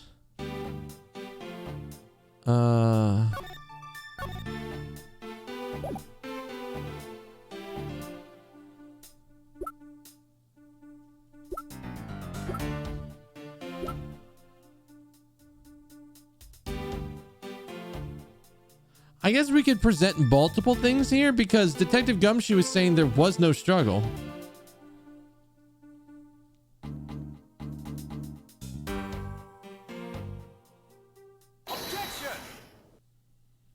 Like, this one seems like it's too obvious almost. If the two men were fighting, their struggle would have surely caused quite a bit of noise. However, Detective Gumshoe testified that he heard absolutely nothing. Huh. You place too much faith in that detective's testimony, you know. But for the sake of argument, let's say there wasn't a fight. Then, how, then, did Mr. Rail get his hands on the knife? Mr. Faraday's bag was sitting right here in lobby number 2. It's not hard to imagine that perhaps Mr. Russ saw a chance at some point and took it out. So, what you're saying is this. Mr. Rail took a chance when he saw the opportunity and took the knife from the bag. And then Mr. Faraday shot Mr. Rail after being stabbed?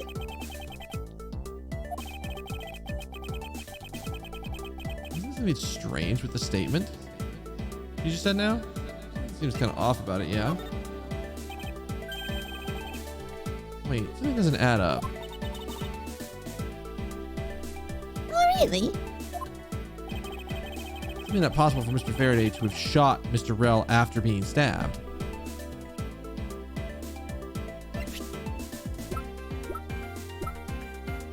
Where's the thing that says it?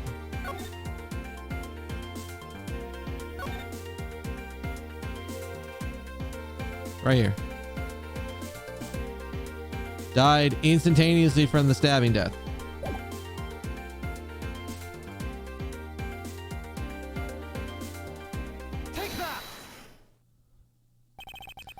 According to the coroner's report, Mr. Faraday died instantaneously, meaning that he died immediately upon being stabbed by the knife. Ergo, he could not have possibly fired the gun after that. Oh, you got me.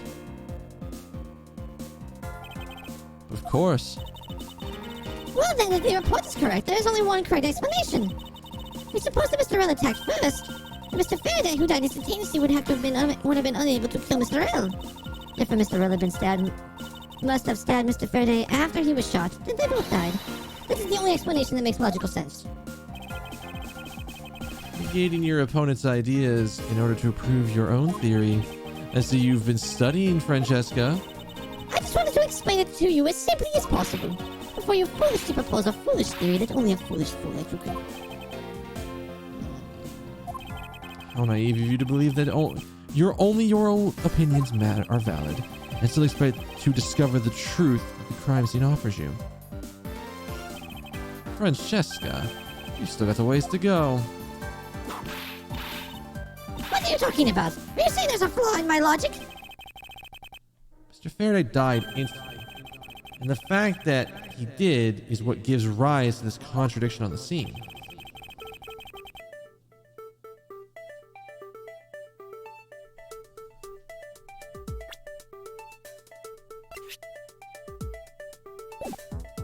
Yeah, it's the order of the bodies. Let me get this straight. What you're arguing is this. Mr. Faraday took a gun from his evidence bag and shot Mr. Rell.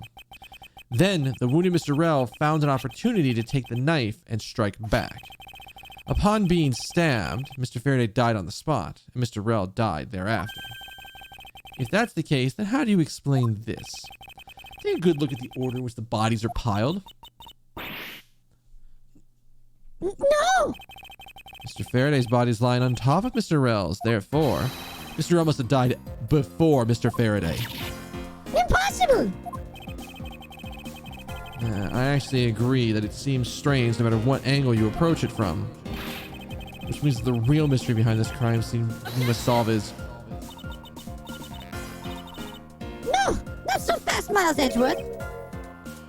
What now? I simply think you ought to think a bit more outside the box. It is even clearer now that the incident has started with Mr. Faraday's murderous intent. Well, she sure bounced back quickly. The explanation won't be enough this time. It's going to take some very decisive evidence to prove her wrong.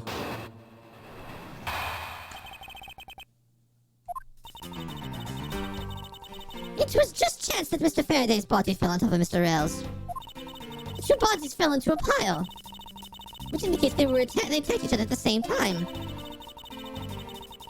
I already see the problem in this one. We're gonna get her, but we're gonna do everything to see how it goes. It doesn't matter the slightest that they fell in the opposite order.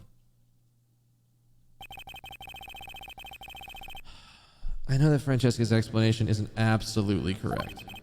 All I have to do is find a hole in her logic. Once I do, I can present her with evidence that will prove the contradiction.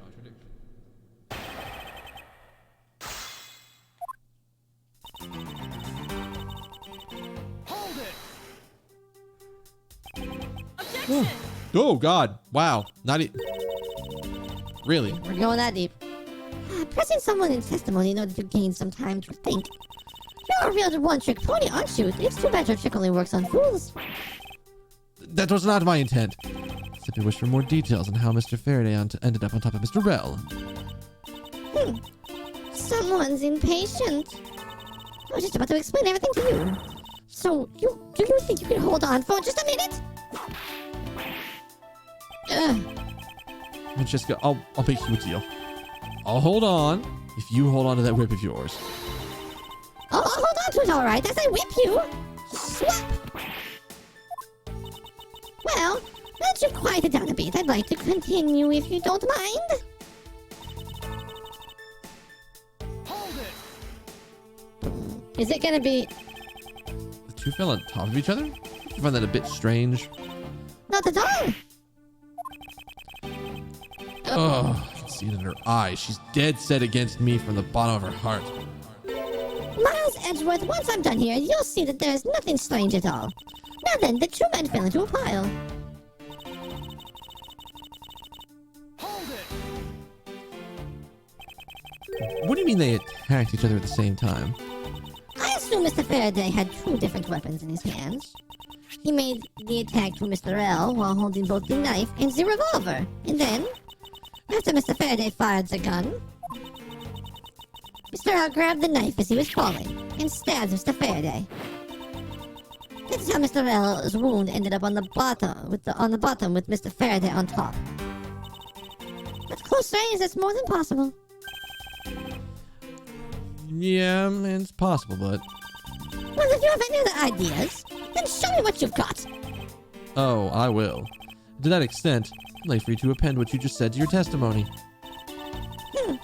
I don't see any point in that, but as you please. Hold it. You're saying that they attacked each other at the same time from close range. Exactly. Mr. Faraday pointed the gun at Mr. L's chest and pulled the trigger. Mr. L then took the knife from Mr. Faraday and stabbed him before he could fall unconscious. But then Mr. Faraday instantly fell on top of Mr. L from the stabbing, pinning Mr. L under him where he died shortly after. And that is how they ended up on top of each other with no contradictions to be seen. I hope you've been paying attention, chat, because I know the contradiction. Do you? Do you know what's wrong here? Because I know what's wrong here. We're going to press everything because that's where the meat of Ace Attorney comes in, and we ain't trying to speedrun this shit. Do you really believe they fell in the exact opposite order in which they attacked? Miles Edgeworth, you're not listening to what I'm saying. Ugh.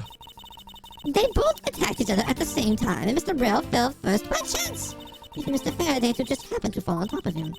Mr. Rel died shortly thereafter, pinned underneath Mr. Faraday. That's how it happened. The two men attacked each other? Mr. Rowe randomly falling down first? In fact, the order they attacked in each other varies from the order they fell in doesn't cause a problem for me. However, there's definitely one certain aspect that I'm having trouble with swallowing.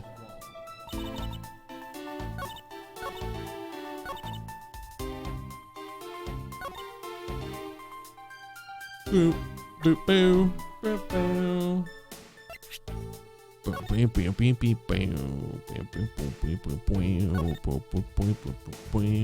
There's no gunpowder burn on his clothes, suggesting he was a few yards away. Boop. Hello, Francesca. I got evidence for you. No, not in my courtroom. Do you believe they killed each other at close range? Oh, I'm so sorry, but that's just impossible. Just as is written in the crime scene notes, the firing of the handgun did not leave a gunpowder burn on Mr. Rel's clothes. Therefore, Mr. Rel and the gun must have been separated by a distance of at least 2 or 3 yards.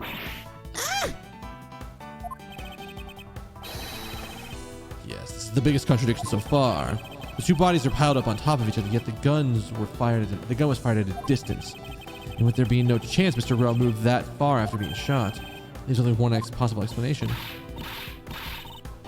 I thought she was gonna that there was gonna be like a fast forward sentence here. What completely foolish sign of foolish thoughts from a thoroughly foolish fool? If I'm not right, then who was it who made the first move with the attempt to kill, huh? Who? Person who attacked first with murderous intent. Well, that would be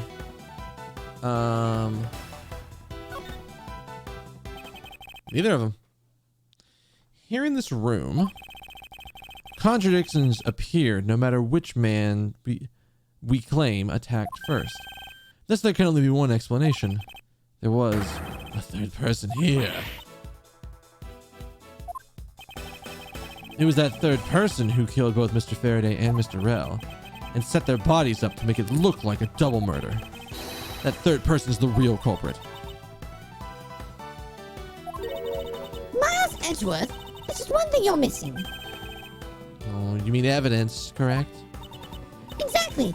Everything you stated up until now is nothing but that story played out in your head.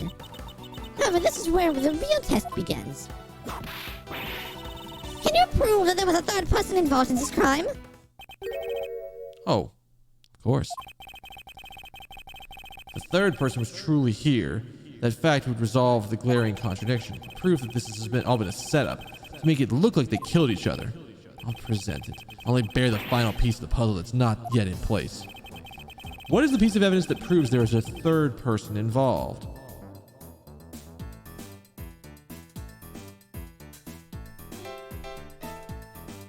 You fucking what, mate?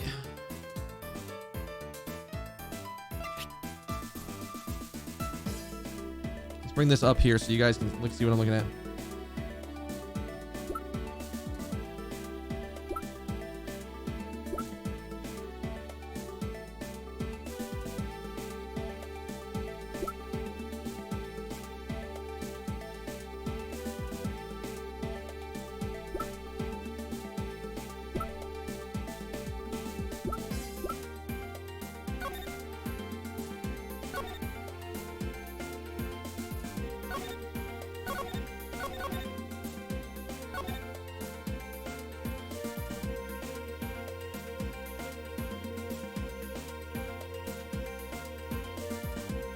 I have this? What the fuck?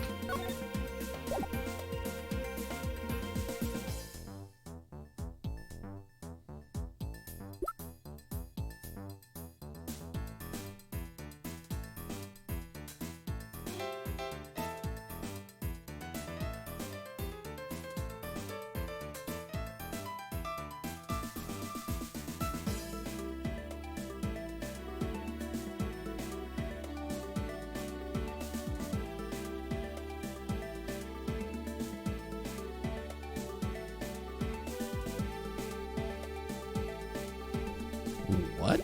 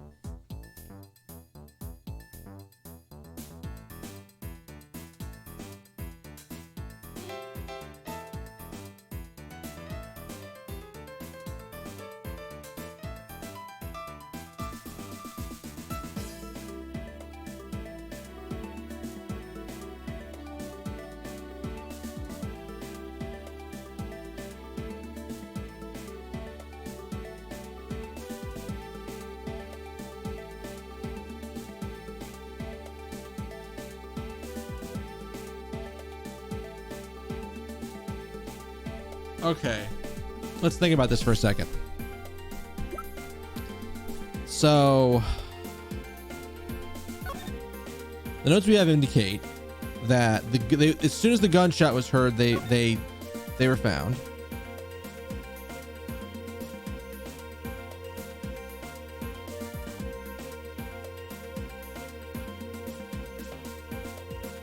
Like if he was shot from a few yards away,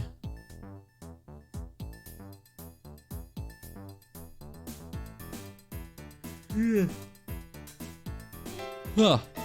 He was shot from a few yards away, and they were instantly found after the gunshot was heard.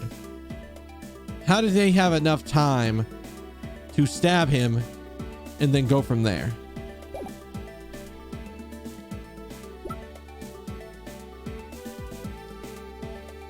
I had originally thought that maybe there's something in this evidence bag.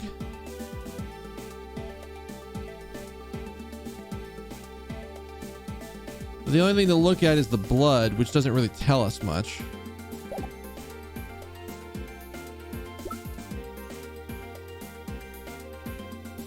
I mean, there's not that many options to go with here, to be honest.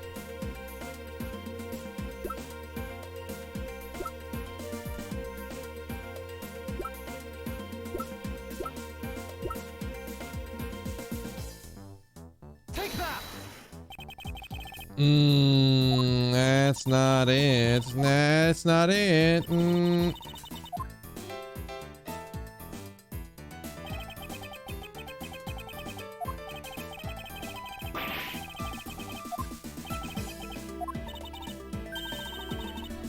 It's Edward bullshitting.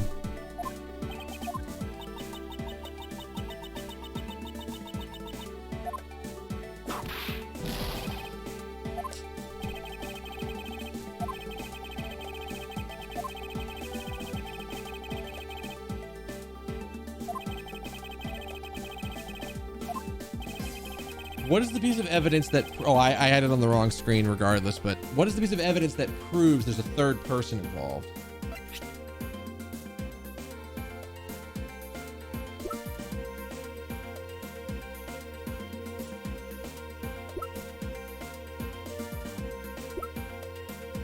Is it actually the bag?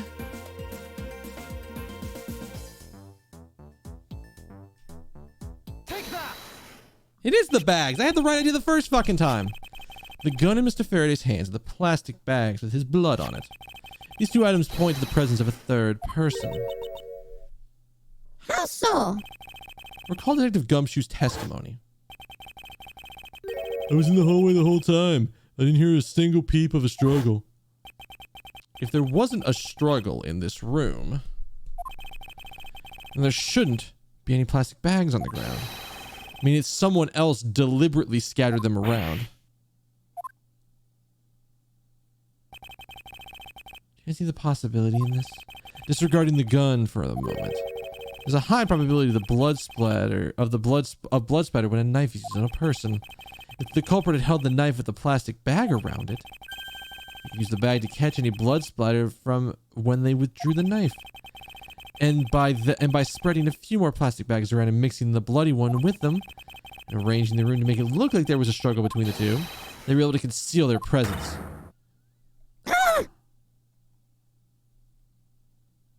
So I had the right idea. I just... Looks like we still got a long way to go in this investigation. Yes.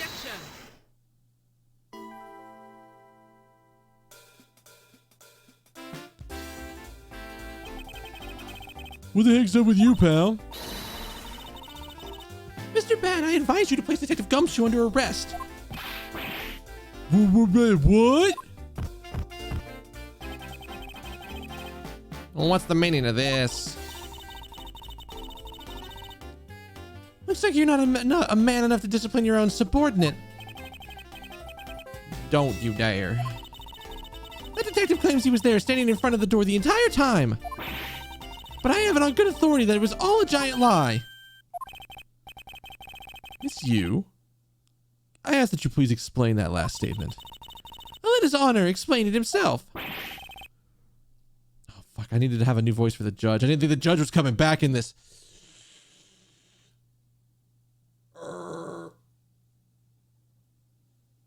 I saw it with my own eyes, I tell you. During the recess, there was a period of time when no one was in the hallway. What? See, Mr. Bad? I ask you, why would the detective who was supposedly doing his job the whole time want to fabricate such a lie? Gumshoe? Did you kill Faraday? No. Of course not, sir. It would appear that the one who set up this whole crime scene is a detective. Which basically renders his testimony a complete lie and wholly invalid. Looks like your perfect logic has just come tumbling down, Miles. I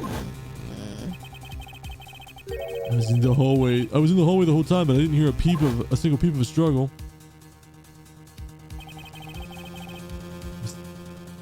Was that statement really a lie? Detective Gumshoe, you are now a suspect in the murder of 2 men. Now spit out the truth, or so help me. I haven't lied to anyone, sir. Honest. I really was there. I was in the hallway the whole time. Who now? Detective Bad? I asked you please do not act without my permission. After all, I'm the one that's heading up this investigation, am I not? Don't talk to me like you know what's going on, boy. All I want is for the investigation to run perfectly. Perfection is the only wish for a disciple of Von Karma, after all. Therefore, before you take Detective Gumshoe into custody, I'd like to set the record straight on something. And that would be... What should I ask Detective Gumshoe about?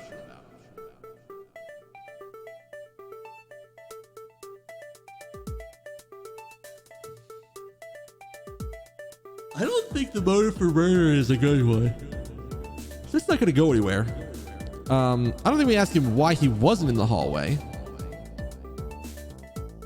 Maybe we do. Maybe the state of the hallway?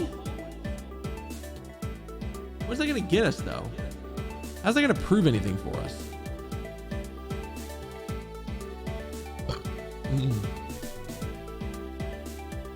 I'm curious. Gumshoe, I take it no one else was in that hallway at any time, correct? Huh? Oh, of course not, pal. You're being awfully defensive. Might you be hiding something from me? Well, watch your mouth, pal. You can't go around saying stuff like that about me without any evidence. Suppose you're right. I have no evidence at this point. Miles Edgeworth, how can you be losing the battle of wits with this detective? You're a disgrace. For what? Maybe I should ask about something else. Okay. Detective Gumshoe, why were you missing from the hallway for a span of time? Look, pal, like you said, I was there the whole time, okay? But there's testimony against you to that. Miles Edgeworth, why are you wasting our time with this completely useless question? Because it's good content, that's why. The only logical reason is he was absent is he was busy committing a crime. Anyone who says otherwise is a fool.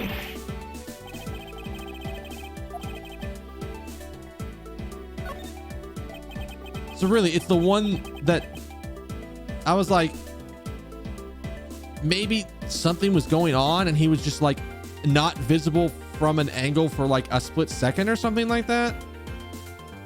Or like maybe he ducked into the other defendant lobby for no reason or some stupid reason. I suppose one thing I'd like clarified is Detective Gumshoe's motive for committing this crime. Motive, huh? Gumshoe, you got a grudge against Faraday for anything? No, sir, not me. Not a single bad thing against Mr. Faraday, sir. Is that a fact? You really have a problem with lying, don't you, Detective Gumshoe? I'm telling you, I am not lying. The more unnatural you act, the more suspicious you become, you know. If you want a motive, Edgeworth, I have one right here for you. Could you please share it with us? We're kind of just sitting here running in circles, lady, if you don't say something. However, be forewarned that I won't hesitate to object to any flights of fancy. Because all I'm interested in is the perfect explanation. You're so serious, aren't you? Fine. You amuse me, so I'll humor you with a little courtroom practice.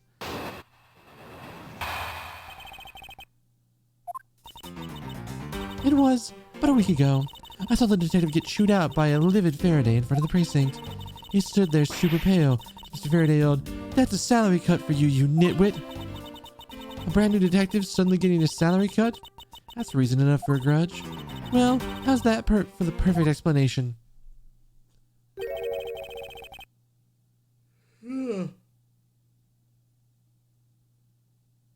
Huh. You totally misunderstand me, pal. No matter how mad I get, I can never hold a grudge. Quiet. We can't trust anything you say at the moment. Sir.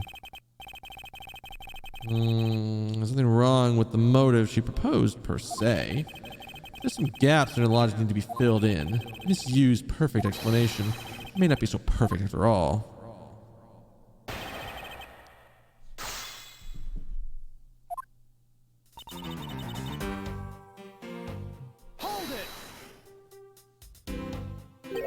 A week ago? And you and Detective Gumshoe are acquaintances? No way. Ollie met him in person today. Well, then how did you know about Detective Gumshoe? I've seen him around before.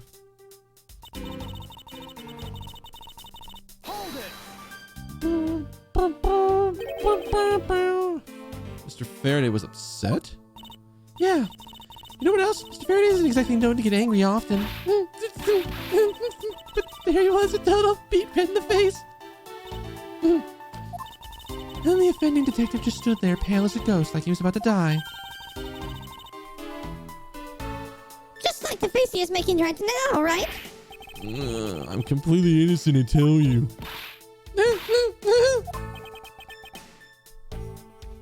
The poor man. It was quite the scene with the detective.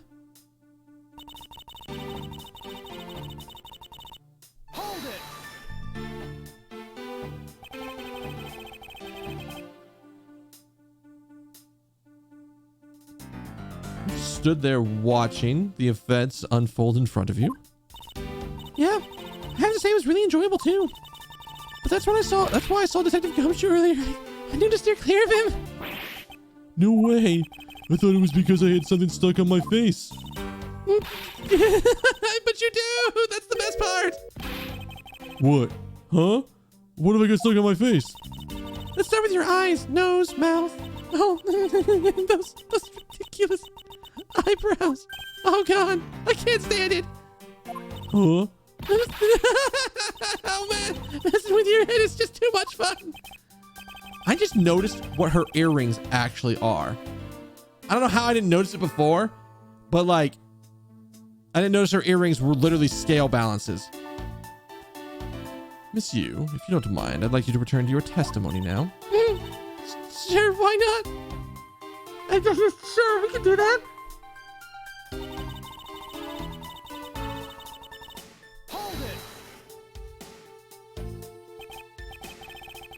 To cut the new detective's salary right off the bat like that. I'm not really familiar with the way you guys relate, but is that a common practice? Speaking of cutting my salary, didn't you threaten to do that to me earlier too?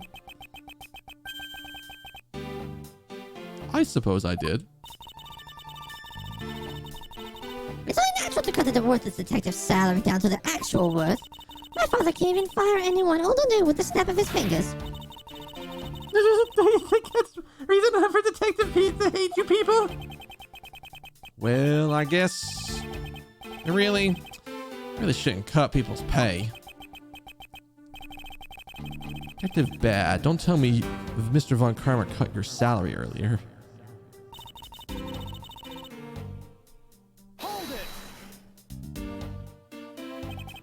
You call your explanation perfect? Isn't it to your liking? Unfortunately for you, it's just not up to my standards. Oh, is there something you want me to clarify then in case? Yeah. You could clear up this one thing for me.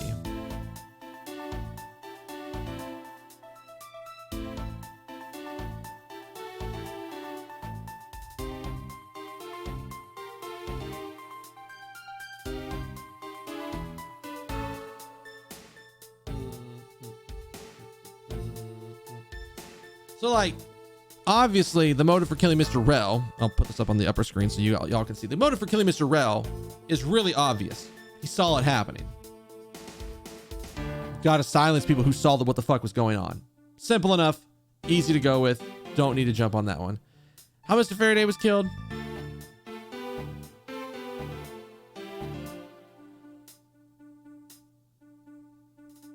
I don't think that needs to be cleared up. She was just talking about his motive, or their relation, but it doesn't seem quite clear. Oh, I guess we're going with this. Okay, that's not the way I thought this would go, but all right. Actually, allow me to ask the detective directly. What was your relation to Mr. Faraday? Mr. Faraday was in charge of training rookie detectives to testify in trials. I met him on the very first day I entered the criminal affairs department, pal. Oh, I had no idea Mr. Faraday was so involved. Faraday, he may look like an easygoing guy, but he's actually a bit of a nut for strict discipline and manners. Guys like Gumshoe tended to rub him the wrong way. There, now you know the detective and Mr. Faraday were related. Happy now? No, wait. Because you only had one thing to ask, right?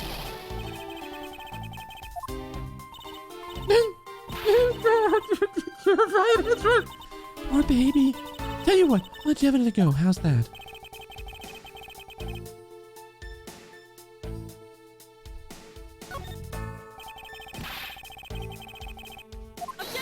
Really? It's like the answer that I immediately got rid of is the one that is going.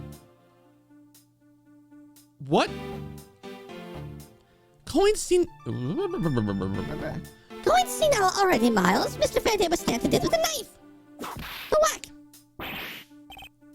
Not that. What I meant to ask was, how were the two men killed when they were in a guarded room? We're going to find that out very soon from Gumshoe at his interrogation, boy. So, like, legit.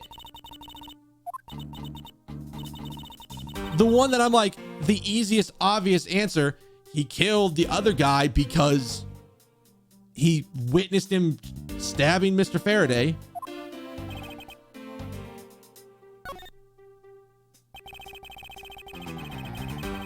Like, this one seems like it's the wrong answer immediately.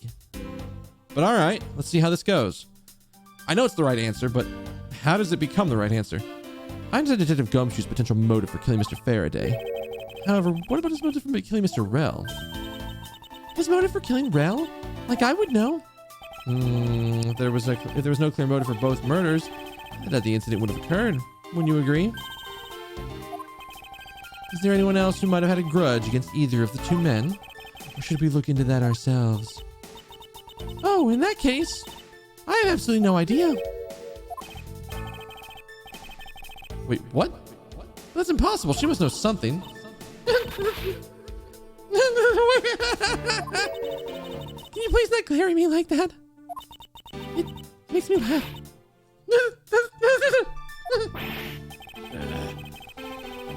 I didn't even do anything. You're already laughing anyway. Well, anyway, the way I see it, as long as he had a motive to kill one of them two, the crime would have played out the way it did anyway. Oh? Would you care to explain your logic? And this time, please try to provide a truly perfect explanation.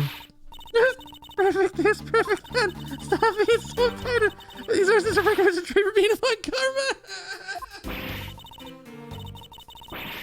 Miles Edgeworth, I demand you shut this rude woman up now! I wish you'd both be quiet for just a second while I think.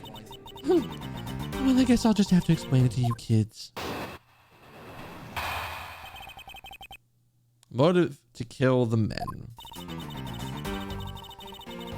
There's no one out there with a motive to kill both Mr. Faraday and Mr. Rel. We really have to establish that someone had a grudge against one of the two of the men. Mr. Rel, who happened to be there, became a witness to Mr. Faraday's murder. Therefore, he was killed out of necessity and set up to look like they killed each other. See? This is the logic. I was like, that makes perfect sense to me. Why are we going down this route? What if that's really true? Is there no one out there with a grudge against both men? Wait, is it the one motherfucker from here?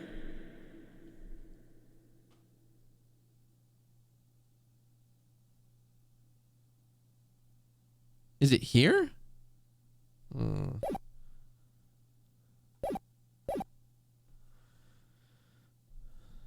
take another hard look at the evidence from this morning's case. The second KG-8 incident, as people are calling it, involved an embassy staff member, and the two men both wound up as suspects in the case. Is there someone else I'm overlooking who's somehow related to them?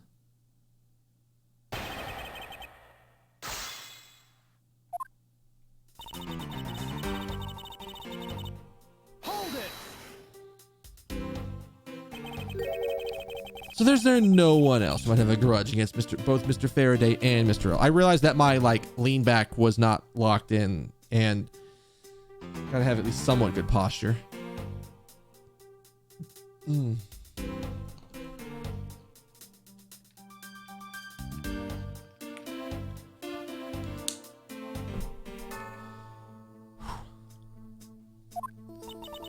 I suppose no one is a bit of a stretch. But I'm pretty sure no one like that was here in this courthouse today. Good God, she's lying through her teeth. We just saw someone like that here earlier. Besides, you don't need to prove that the killer had a grudge against both men. Hold it!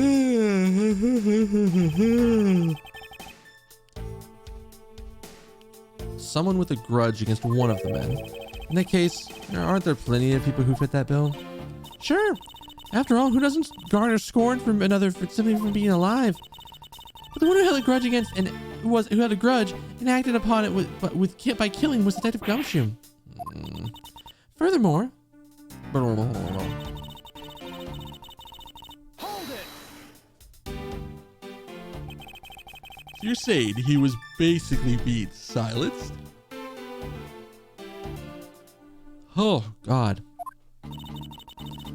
Aren't you glad you managed to making the same fate, Your Honor? Why, if you had been the one to witness the blood-covered detective... No. Oh, no, what? Detective Gumshoe, you would even kill me? But no, I can never do something as terrible as that, Your Honor. There's no need for even a second of deliberation. I will hand down my verdict here. Your Honor, look around you. We are not in the court right now. We'd greatly appreciate if you would stay here with us in reality. Yeah, please forgive me. I don't know what I'm doing. I've just been guessing my entire life at this point. And you there, Miss Yu, hurry up and continue with your testimony. If you fail to do so, I will rip you into shape. That's nice. Sounds like kind of fun, actually. Anyway, Detective Gumshoe had to erase the witness, Mr. Rell. My God. Hold it!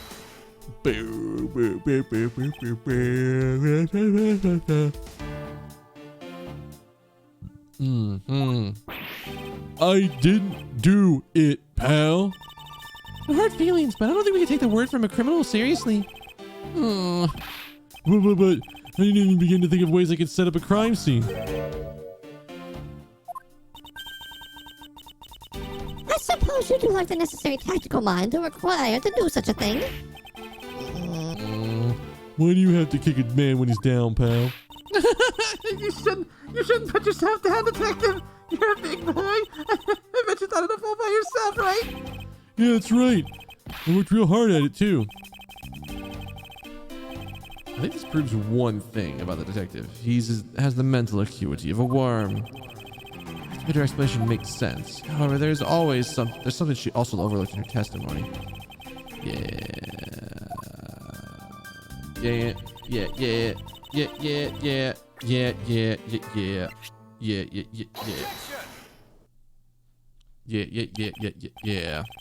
Miss Yu, I believe there is someone you overlooked in making your statement. Or rather, it's because you'd rather not bring this person up. What do you mean? We were looking for someone with a reason to kill both Mr. Faraday and Mr. Rell. I can think of at least one person that fits the bill. He was the suspect in the original KG-8 incident. And a member of the Condolfan embassy staff, Mr. Manny Cochin.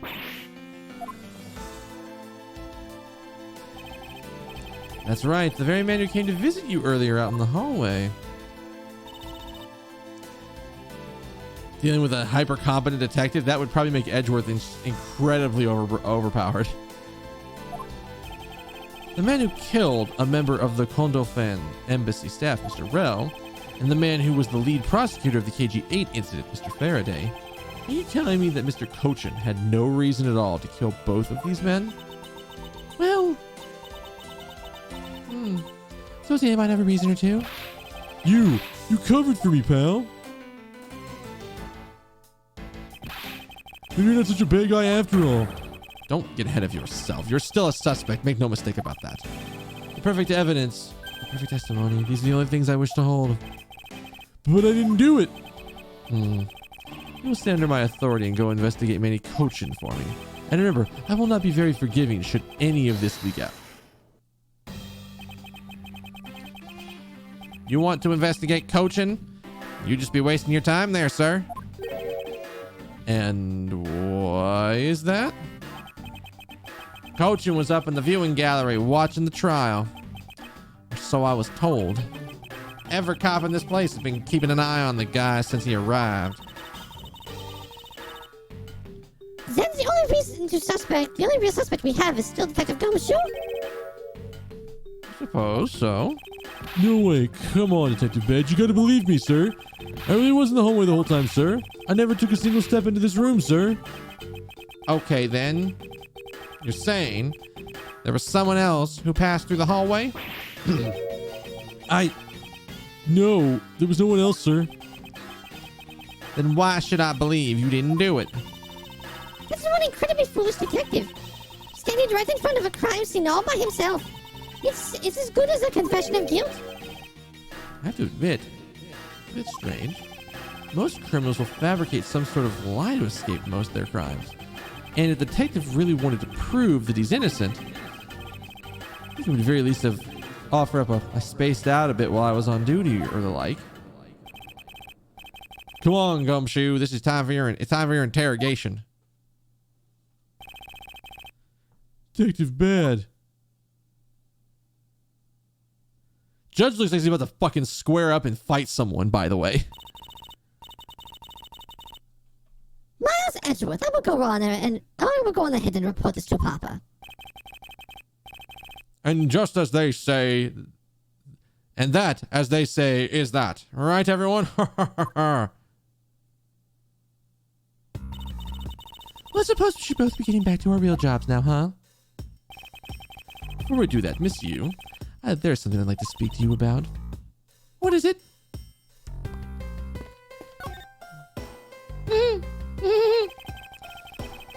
To have set these two men up, made it look that they killed each other. There's one thing I cannot forgive, is the desecration of the dead. Oh, whoops, that was not actually her? Okay, I literally got to get like right up in her grill before it'll be like, ah, yes, you're talking to her. So what did you want to ask me about? The current case of the murder of the Condolfan embassy staff member. I've heard people begin calling it the second KG-8 incident. Well, among you law enforcement types. And what about it? I'd like for you to tell me everything you know about the original KG-8 incident. I'm afraid I can't help you. I don't know anything beyond what was reported in the papers. No, I believe you know much more. That you were directly tied to the KG-8 incident. I'd appreciate if you stop with the false accusations. Besides, outbursts are useless both inside and outside the courtroom, don't you know? I do. But I also know that I do have a leg to stand on here.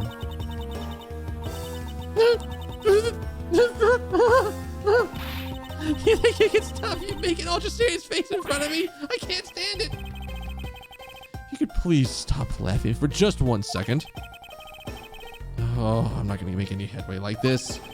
I'm just going to have to show her exactly how related to the KG-8 incident she is. All right. Miss Yu, I believe that I have proof that your connection to the KG-8 incident.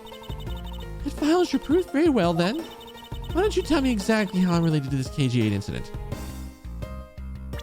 You're the victim, right? Yeah.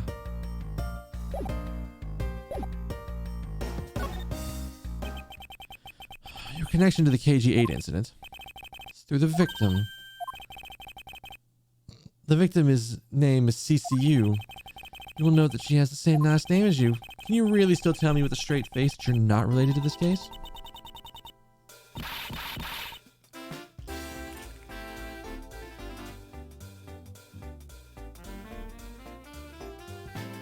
The fuck is with this music? What the hell?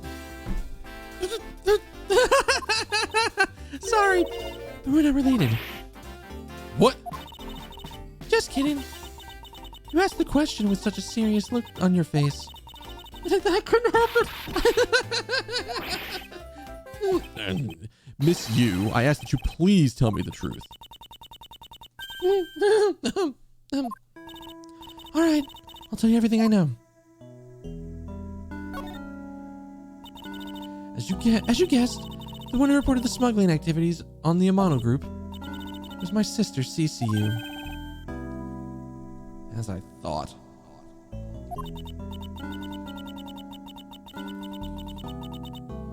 It's getting a bit too warm in here. I gotta crank the fan to max so that way it'll like circulate the air and get the room cooled down a bit. And she was killed right before she was to testify at the impending trial by Manny Cochin. Because he was tried once and was acquitted, he gets to live out the rest of his cushy life completely carefree. All because of a lack of evidence. No, I heard the evidence to convict him did exist. Wait, what? I heard it from Mr. Faraday himself after Mr. Cochin's trial was over.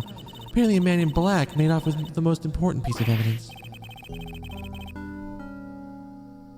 Then the evidence has been tampered with? Isn't it just like a criminal to do something like that? The smuggling ring being run out of the Amano group by one of its secretaries.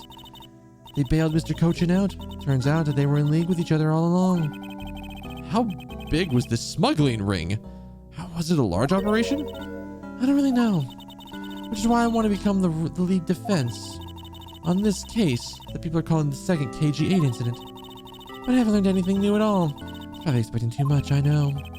You mean this case? You think this case has nothing to do with the smuggling ring? I don't know what to think.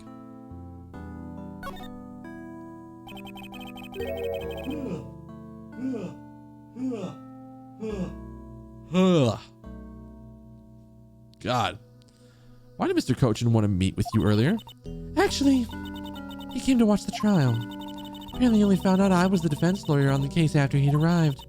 He figured he should say hi, and one other thing. Looks like you couldn't resolve anything this time either. Too bad. What's that supposed to mean? Oh boy, stop it with the scary face already, please. I can't take it. I'm fine, really. I give him a good slap across the face. The way she talks about slapping him as she laughs like that, it's kind of creepy.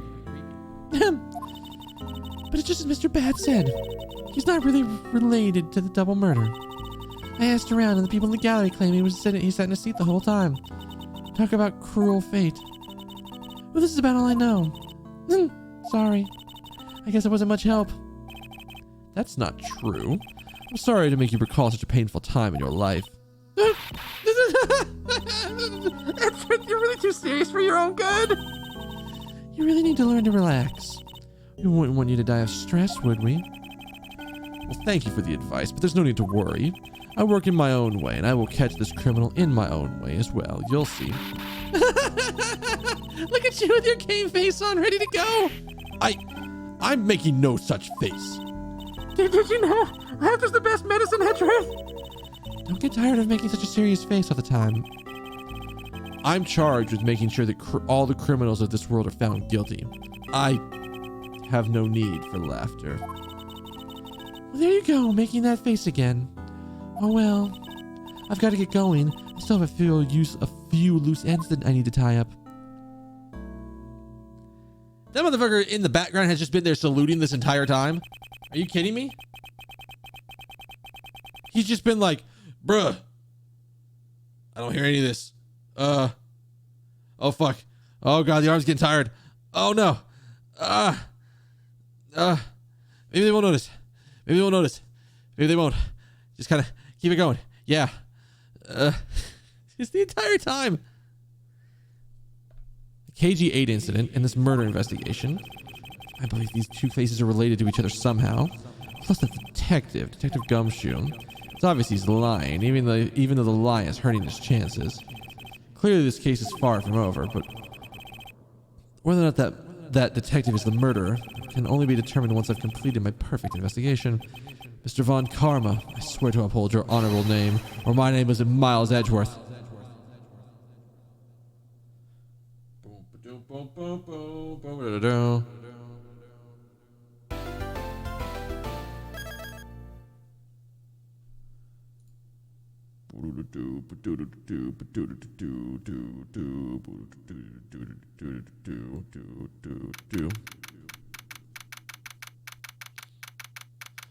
Okay. Before we continue on to the next section, before we keep going, I gotta take one more break. This is probably going to be the last break of the night. Oh, I should swap in some music so you guys have some music on the screen. We'll keep going after this break. We'll see. I don't know where this case is taking us because there's a lot of different ways it could go.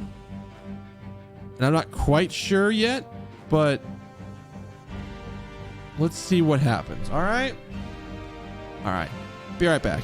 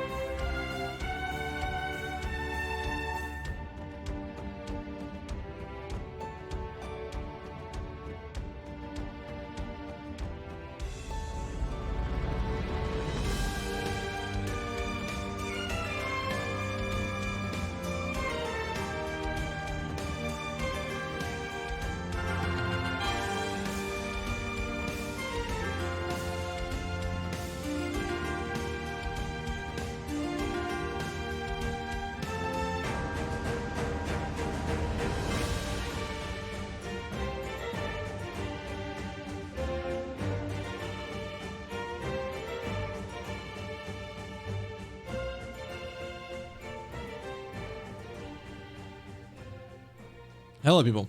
I'm back. Thank you for taking that break with me. I just realized that I need to do, or I meant to do a thing today. Hadn't done it yet.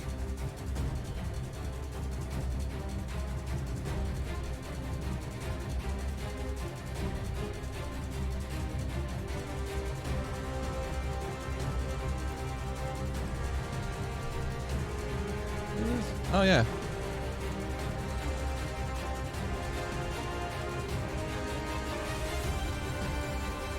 I try to make it a habit at least of like once a day going and looking at my stock portfolio. And today is a bad day. Holy Jeebus. I know how my finances are.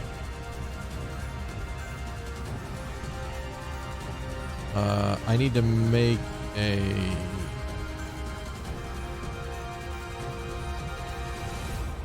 I need to go make my transfer to my savings account.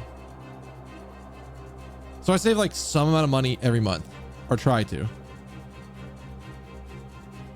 Like I don't fret over what's in my accounts in terms of like my retirement account and everything.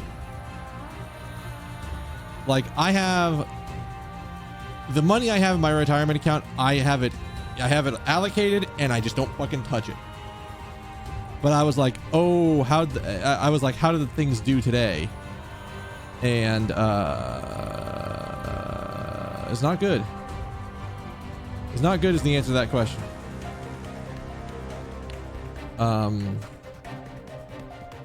Like everything that all of my stocks are in is just down today, which is fine. That happens. It's gonna happen. It's the stock market. You can't freak out when any of this. Almost all the shit that I have is just like long-term investments. I'm just gonna let my money sit there and it'll fucking grow and I won't touch it.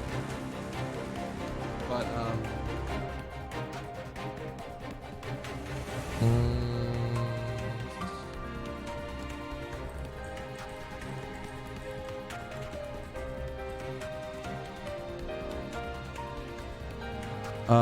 the other thing that I didn't do, which I'm gonna go ahead and just pull the site up for it.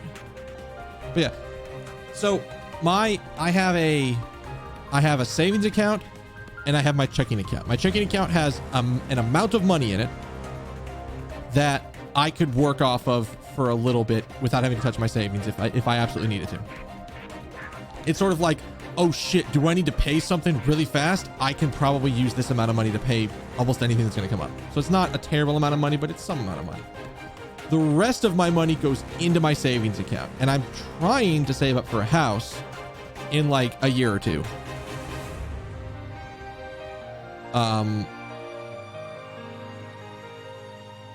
And like once I actually get up to a point where I feel have a comfortable amount in savings, I probably need to, the intention would be I open up another account and like put money into that. And then it's like I have one savings account that gets like a minimum amount of money added to it every month, which I think is like fucking like $10 or some shit like that, in order to continue to get interest on it. And it'll get like a little bit of money extra every month. And then the next account is like where I keep contributing to. And then at some point, I want to start taking some of my extra money once I've got the money saved up for the house, down payment. I want to take the rest of that, like any excess money, and start doing like investing in like index funds and shit like that. Things that are just going to get crazy, going to get like consistent gains and just let my money grow, where I have enough money to live for a couple of months if I needed to for whatever reason. Like if I either got let go of my job or was in between jobs for some reason, and just have the money off to the side and actually growing. Because like right now, sure, I can save some money every month and that's going to grow a little bit every month, but I want my money to be growing more. And I've been trying to do a little bit of research into this, but it's not easy. And I know that like I've seen the money that you're supposed to have at my age in retirement savings. So I know where I'm supposed to be. But like, once I have that money set aside, then it's like, all right, now that I've got that and I'm good to go on there, I'm going to start trying to like do like dividend investing. Like go into stocks that give you dividends based on what you put into them.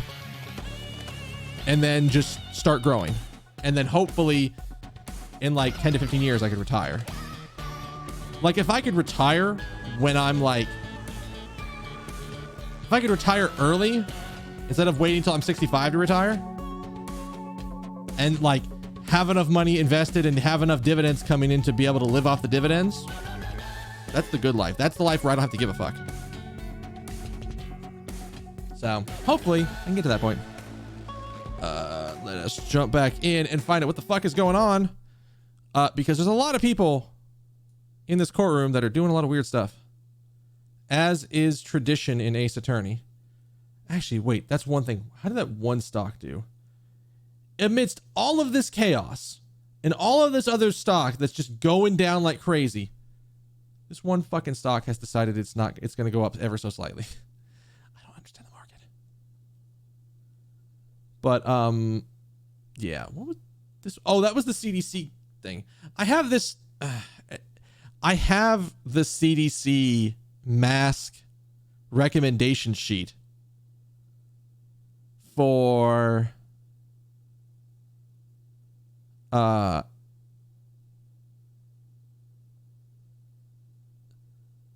things that you can do if you are vaccinated versus if you are unvaccinated.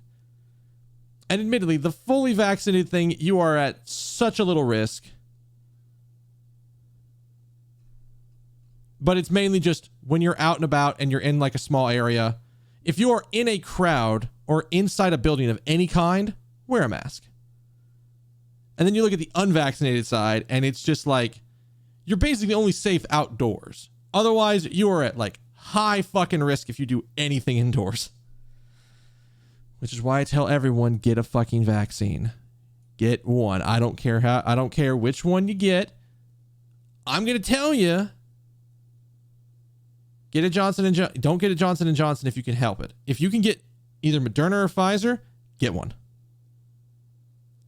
If the only option for you is Pfizer, or if the only option for you is, Johnson & Johnson, get it. It's better than nothing. It's way better than nothing, in fact. I don't mean to rant on vaccines, but I've been thinking about this shit for a while. And especially considering that, like, I know my parents aren't going to get vaccinated until, like, they see how it plays out. See how it plays out.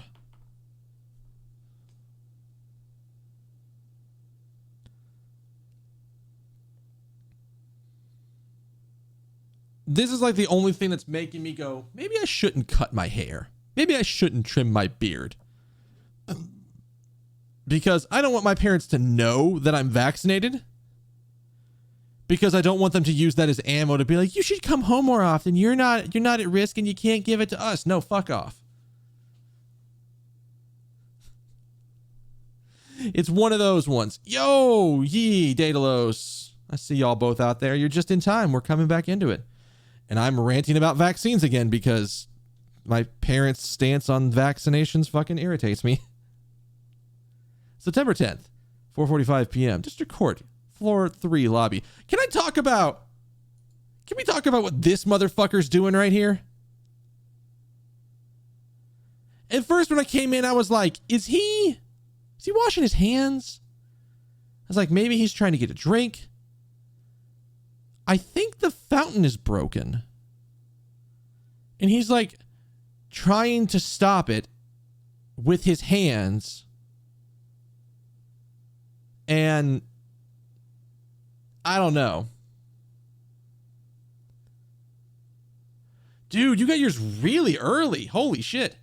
As of yesterday, I had gotten my second and had the 2 weeks. So yesterday was my 2 weeks after my second shot. I got it as soon as I could. I like as soon as in Georgia, they opened it up at one point to be anybody 16 and 16 and older could get it if you had asthma or if you were overweight. And by definition of overweight, they were talking BMI of 25. BMI of 25 for me, for someone my height, I have to be 60 pounds lighter than what I am right now to be under that BMI requirement. Or to not hit that BMI requirement of 25. So I signed up as soon as I could get one. Chthonic one, we are at the midway point of the case. We are slow. We have learned some things. There's been a double murder. The double murder happened very weirdly. They somehow think it's Gumshoe. And we're 7 years in the past.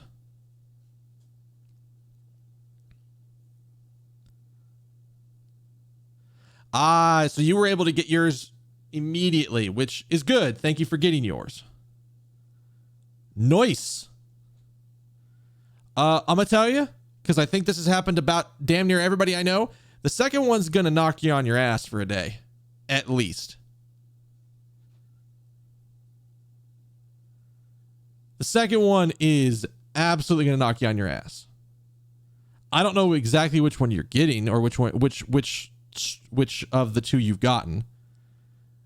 But it's never going to be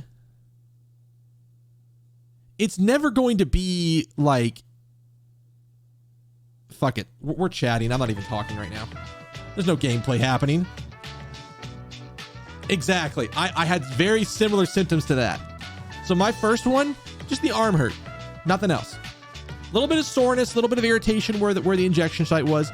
But to me, that's normal for any kind of like immune system booster or immune system therapy shots. For shit like that.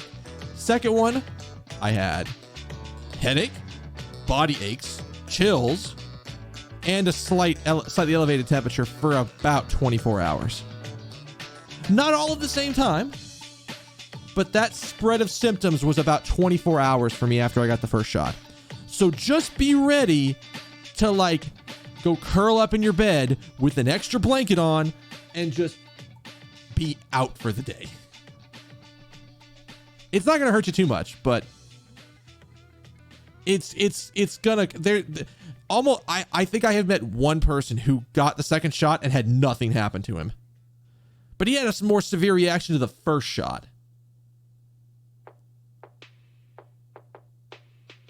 So I don't know, but either way, my parents, who are both in very risky scenarios, because they are both over 65, have not gotten the shot yet. Have not gotten the shot, and they are hesitant to get it because of stupid horseshit reasons. Let me just straight away tell you. I came that close to getting COVID at the end of last year.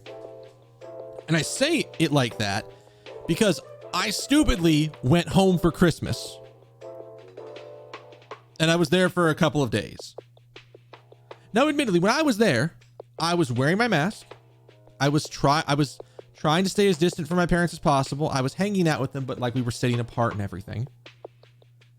And I come home after Christmas. And like a day later, my dad calls me up and goes, "Oh, hey, I got COVID. You need to go get tested." Just like, "Hey, I caught COVID. Be careful." And I just went, fuck, and got tested. I think that was literally New Year's Eve or like the day before, some shit like that. Now, luckily, I didn't get it. I had the brain poke test and they didn't find anything. So I did not have COVID as far as they could tell. But I was that fucking close. Oh. Yeah. somehow my dad got COVID, but my mom didn't, which I was just surprised at. And for the longest time, I kept telling her, you need to go get tested. And it was a struggle to get her ass to go get tested. I think my dad was just like, he had like a slight fever. He never really had trouble breathing. He was kind of like, he was super drained of energy for like 3 days and basically couldn't do anything besides just like lie in bed or lie on the couch and just sleep. Yeah, it's very weird. I'm still impressed that my dad did not give it to my mom, which maybe because he found out he had it, he started wearing a mask around the house. Maybe, I don't know. But like, I'm having trouble getting my parents to go get the shot. My mom, honestly, has legitimate concerns about getting vaccinations like that because of her fucking immune system. With like the medicine she takes for her rheumatoid arthritis, it messes up her immune system drastically. Like, it's one of those things that if she gets sick, it can be kind of bad for her. So I'm like, that is actually like a decent reason to be like, I'm gonna wait and let my doctor tell me if I should go get my shot. Well, that's not what she says. She says, I'm gonna wait and then see how it plays out. And that is, to me, code word for I'm not getting the shot. So, my dad, I think, I don't remember. He might have said something last time about, what was it? About he might not go get the shot because he's already had COVID, so he's already got the antibodies for it. And I kind of just want to like grab him and shake him and be like, that's dumb. Get the vaccine. You'll have an even better reaction to the vaccine if you have it. Like, my understanding is that if you have the vaccine, if you've had COVID before and you get the vaccine, your protection rate is better because your body already knows how to react to it. So your body gets trained even better on how to react to it. That is my understanding, and I could be wrong about that. I am a superhuman now. No, like, that's like one of the things is just like, I'm going to keep emphasizing this. And at some point, I'm just going to full on straight away state, it's like, I'm not going to come home for an extended period of time, like even like a weekend or something like that, until we're all vaccinated. And I'm going to keep telling them, we all need to be vaccinated, or else we're not spending time together for an extended period of time. You want me to come home? You want me to spend time at home with y'all? You want me to come? You want to do like anything? Get vaccinated. And if you aren't going to get vaccinated, well, I guess we're just not going to be doing that kind of like spending time together thing a lot, are we?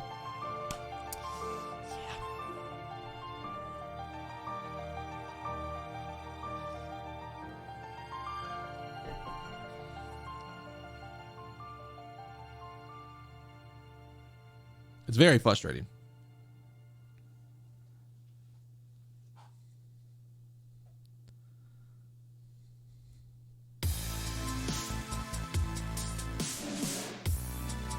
This is 1.4, right? Oh, this is the old 2.2 that got repurposed to something else later on. But yeah, like, I keep trying to just emphasize to my dad, if you get the shot, you're in an even better position than mom will be if she gets the same shot, because you've had it. And like you said, the antibodies don't last. He had it at New Year's.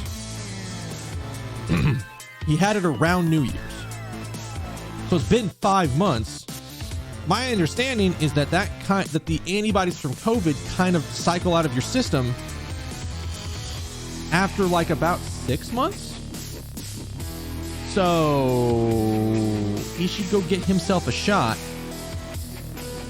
and like stop being a bitch about it. If I could make the decision for my parents, I'd be like, you guys should get a shot. But I can't. And that's the frustrating part. I have no control over it. I can only exert pressure in ways that I can. And most of that is I'm not going to spend a lot of time at home if y'all aren't vaccinated. And if they don't like that, they can get vaccinated. How long? Yeah, that's the other thing. I assumed that after this, what they're going to do, especially with the RNA technology, is they're going to spin up the ability to give you a flu shot and COVID shot in a double dose. And you just get one shot, one booster shot, like every year, maybe, depending on how long the antibodies last. And then you just get that one shot and you're sorted. Or you get 2 shots. Fuck, I don't care. I've had so many needles jabbed into my arms that I no longer care about getting shots. Shots don't bother me. Needles don't bother me at all. Maybe if I had to get a tetanus shot or one of those long, like, rabies shot needles that has to go, like, into your fucking gut, maybe that would be a little bit bothersome. But I'd be like, okay, I've had like the little, like, tiny needles just constantly jabbed into my arm for my allergy shots. I've had them into my sides for growth hormone therapy when I was younger. As a note, if you've never heard of this before, when I was younger, if we had not done this therapy, this growth hormone therapy, I'd be probably almost a foot shorter than I am right now in terms of height. Because my pituitary gland is smaller than like average, which means it was not sending the proper chemicals to get my body to grow normally. Before we did the treatment, I was like 5 years on average on the age of my bones, of my skeletal structure, was behind my actual physical age. And once we did this, I caught right back up and I'm good now. And I stopped it after however many years we were doing it when I was younger. But I needed it. But then again, that was shots in the arm, the sides, and the stomach. I mean, it was rough because it was a shot a night for like 2 years, something like that. But I was in like middle school, so like it's not like I was going anywhere. Or was that high school? No, it was middle school because I did it like right when we first came down here. But like, I also got lucky that I reacted very well to the treatment and that I grew as much as I did. But hey, whatever works. So I'm a big, like, can't tell, I'm a big proponent of, you know, listening to the fucking scientists. And I love that every time my parents talk about this shit, they come up with a scientist that is just like, it's the one scientist in the room who says what they want to hear, compared to like the 99 other scientists in the room who are saying the opposite thing. And they go, I'm going to believe the one scientist. I'm gonna believe the one over there that like I like his response. I'm gonna believe that guy. It's only like 12 years or something like that. It's not even that much. All right. I've ranted enough about my parents. Let's get to ranting about people dying in strange ways. How about that? Shall we? Sir, what is to become of the trial of the Codifan Embassy staff member's murder? Indeed, since both the suspect and the prosecutor are now dead, the case will be dismissed. In other words, the trial ends prematurely. It looks like you had to wait a bit longer for your big debut. I suppose it cannot be helped. The evidence for this trial will be transferred to you in a little while. Oh. Is that what's in Edgeworth's vault? Sir, what do you think about the murder of the Codifan embassy staff member? And the murders of Dr. Faraday, Mr. Faraday, Mr. Rel? What an outrageous circus it has all become. That Faraday brought it upon himself with his naivete.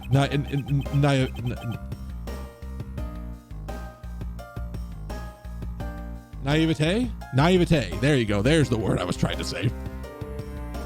An outrageous circus. Right, sir. I grow weary of this topic. Edgeworth, we'll have you assigned to a different case. Papa, you will come to my courtroom debut and watch my courtroom debut next, won't you? I'll consider it. Sir, please, if I may, allow me to continue my investigation into this case. Whatever for? I know there is already a suspect in the murder of Mr. Faraday, Mr. Rel. However, there's not enough evidence to prove that it was he who committed the crime. I'd like to continue investigating in order to find the perfect proof of his guilt. The perfect proof? Don't make me laugh. A worthless person like you has no right to claim such a thing as perfection. Papa, who do you think is the real culprit behind these murders? Miles and I were competing to see who can find the real killer first. Plus, being able to investigate a real crime scene is a really rare opportunity. It would give us some real-life experience, wouldn't you agree? If you want to investigate this case that much, then do as you wish. Wait, then you're allowing us to continue? In court, your top priority is to win. A solid investigation is one of the keys to winning. We have to make sure you become recognized as a first-rate prosecutor, don't we?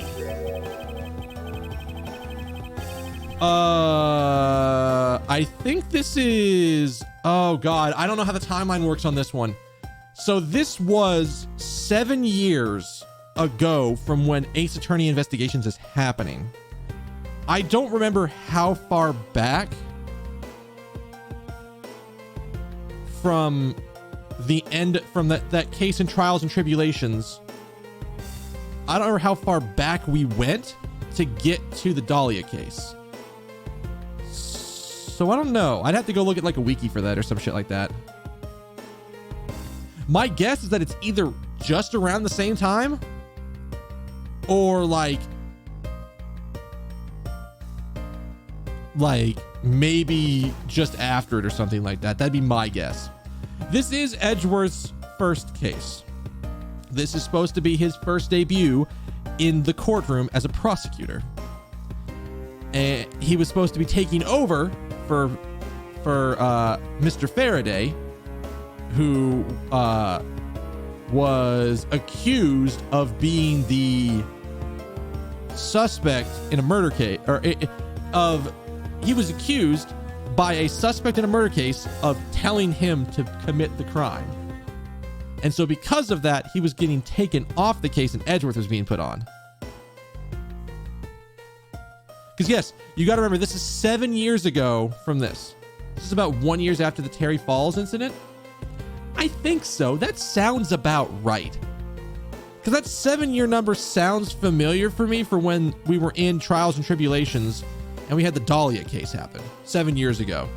So I think we go 1 year later or like a little bit later afterwards and do this.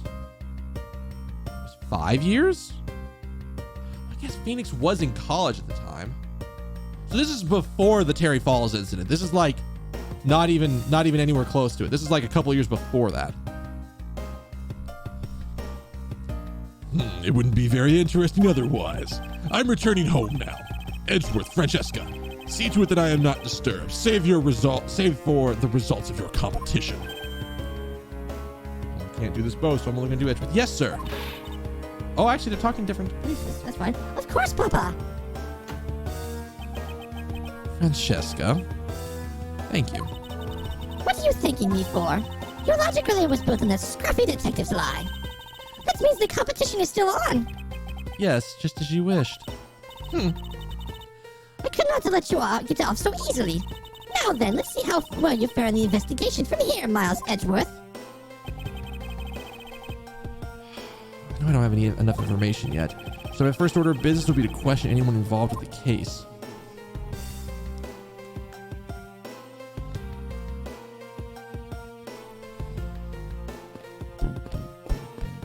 I want to talk to this gentleman first. What the hell are you doing, sir?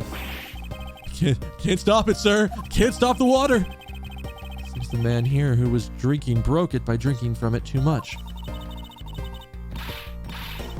A bunch of fools who pretended to not see the foolishly foolish actions of a foolish fool. Well, then why don't you lend the officer a hand? As if I should have anything to do with this. Besides, with all the drinking mouths, fool's mouth is the thing the officer should be covering. Let's give that officer a description of the water guzzler later. Seems to have a grudge. Sounds to me like someone wanted a drink of water. So actually, the Terry Falls is like half a year after this. So this was supposed to be his first case, but then shit happened.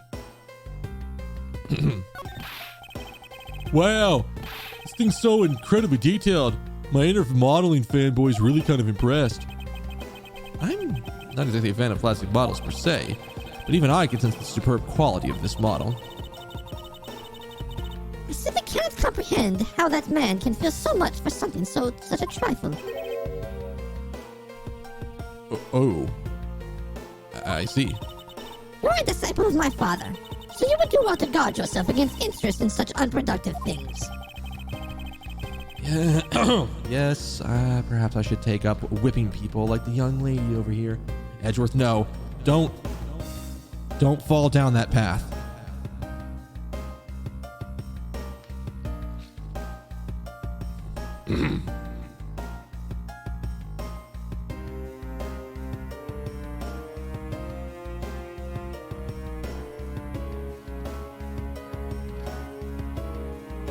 All right, there we go.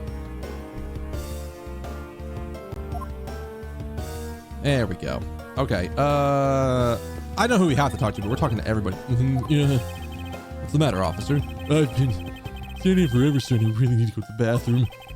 Why don't you just make a quick trip? The nearest one isn't that far, is it? No, it's a short way down the hallway behind those doors, but I don't want to be playing for anything that might happen while I'm gone. So I'm gonna hold it. Perhaps Detective Gumshoe can be a positive influence on the force after all. Sir, nothing to report, sir. Is there no one who will make this man take responsibility for his actions on the job? Looks like we have no choice but to report it to Papa. Then this guard can have fun in the waking nightmare after being awakened from his dream. Actually, let's not. I kind of feel sorry for him now. It wasn't me, I tell you. I didn't do anything wrong. Yes, I understand. So let's just calm down, okay, buddy? Doubt he'll be able to get anything useful from the detective while he's this agitated. Okay, so let's talk to the one person we needed to. Miss you. Oh, it's you, Edgeworth, and who are you? You didn't see her earlier? What the hell? Okay. Wait, you were at the crime scene just now, weren't you? You should be disbarred for not knowing who I am. I am Francesca von Karma. I am about to become a successor to the family name. Oh, she's about to laugh at this bitch. About to? I guess that means for now you're just still another kid. In which case it's only natural that I didn't know who you are. Wait, why Edgeworth? Why are you whipping me? Anyway, I think they're planning to hold the evidence a bit longer. If there's one thing I can't stand, it's waiting. I'm terribly sorry, but I'm gonna have to ask you a few more questions. Look at you, eyebrows scratched with lines on your forehead. I'm not to ask of you. What is so funny? Sorry, I'm just bad at dealing with super serious atmospheres. Apparently, they failed to teach you proper behavior at a crime scene in law school. Oh, I feel so much better now. So what did you want to talk about? I'd like to inquire as to where you were at the time of the murder. We were in defendant lobby number 1 the whole time, up until we heard the gunshot. And by we, I mean Mr. Bad. If you don't believe me, ask him. Feel free to ask him yourself. You were with Detective Bad? Why? We had a little something to discuss, that's all. So I'll take it you were acquaintances with Detective Bad? Yeah, he was the detective in charge of the KG-8 incident. But Detective Bad's also related to that incident? Yeah, that's right. He was the one who's supposed to protect my sister, Cece. But you know how that turned out, don't you, Edgeworth? Miles Edgeworth, I have no idea what you two are talking about. I've heard enough of the KG incident from my papa. But how does that case relate to you, Miss Yu? Oh, the victim in this case, CCU, was my little sister.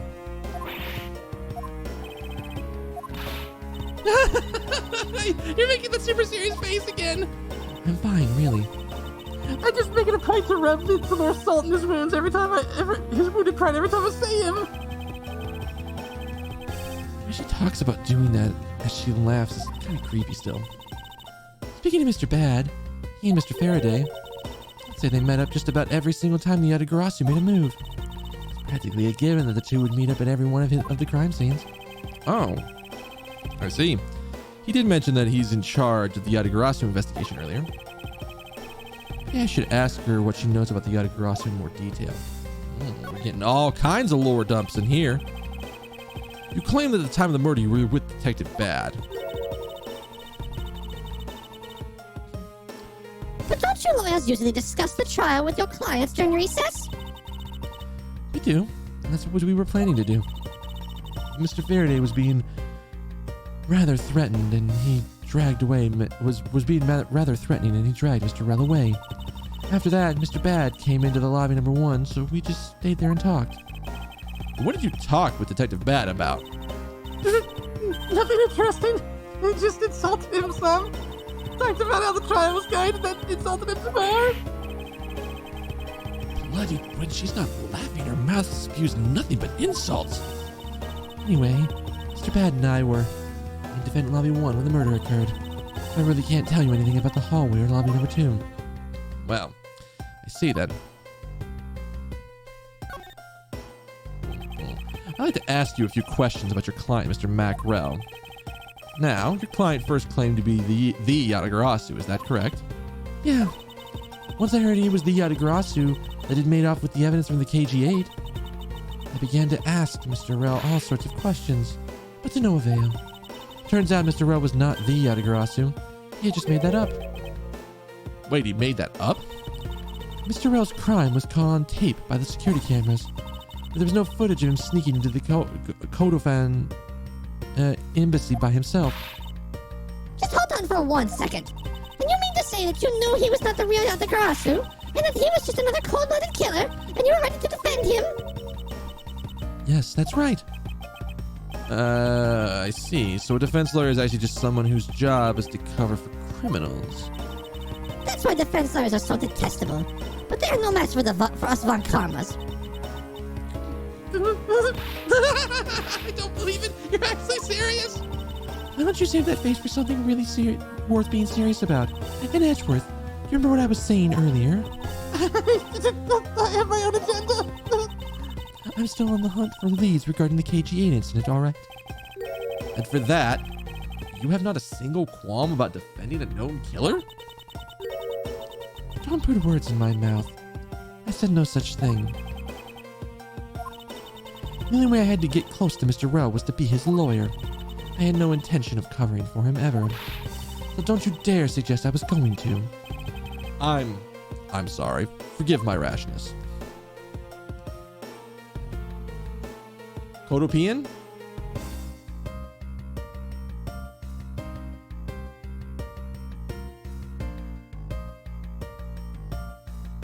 I can see it. I'm going to blame a streamer on that, on the fact that I can't see the first part of that without. We're just rolling with it. Miss Yu, I was wondering if you could tell me about the Yatagarasu. The Yatagarasu, huh? I don't really know much about that character myself, but I do get a lot of consultation requests from the companies to defend them. Wait, requests from companies? The Yatagarasu isn't some petty thief out for money, you know. All right then. Perhaps the Yatagarasu is in the business of stealing other people's lives? You're not very funny or witty, are you, little Miss Von Karma? That's what. Whack! Francesca, be careful about who you whip. Just carefully, or maybe sued by the... There. There, I chose carefully, just like you wanted.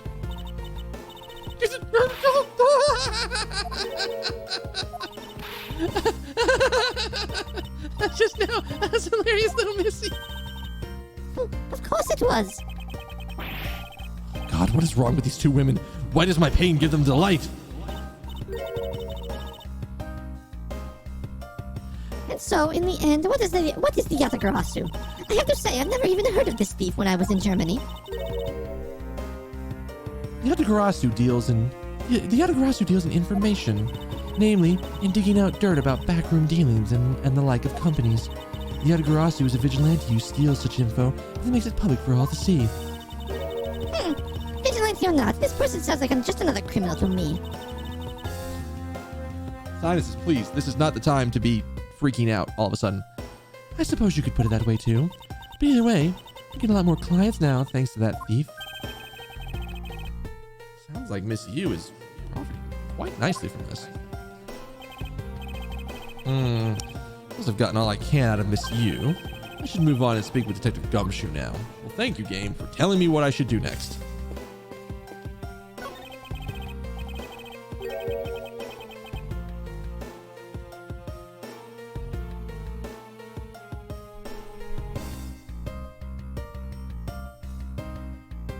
The bookshelf is what he recognized here. Not the detective he's right next to. The bookshelf.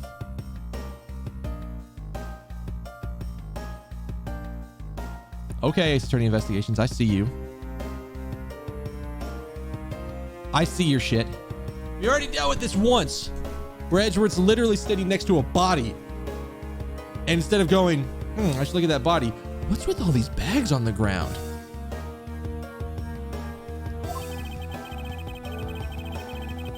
Oh, it appears to be various journals where the journal where the various judges share their thoughts and ideas. Real daily lives of the judges are laid out here on these pages. There's nothing about the course in here, just page after page of unrelated drivel. Judging by the content, they are very enthusiastic about the courtroom's daily menu. And it appears that the fried oysters are their favorite. I have no use for such foolish words. Foolishly foolish words from that foolishly foolish crowd. Oh God, someone please assure me that this thing is not the true state of this country's judiciary.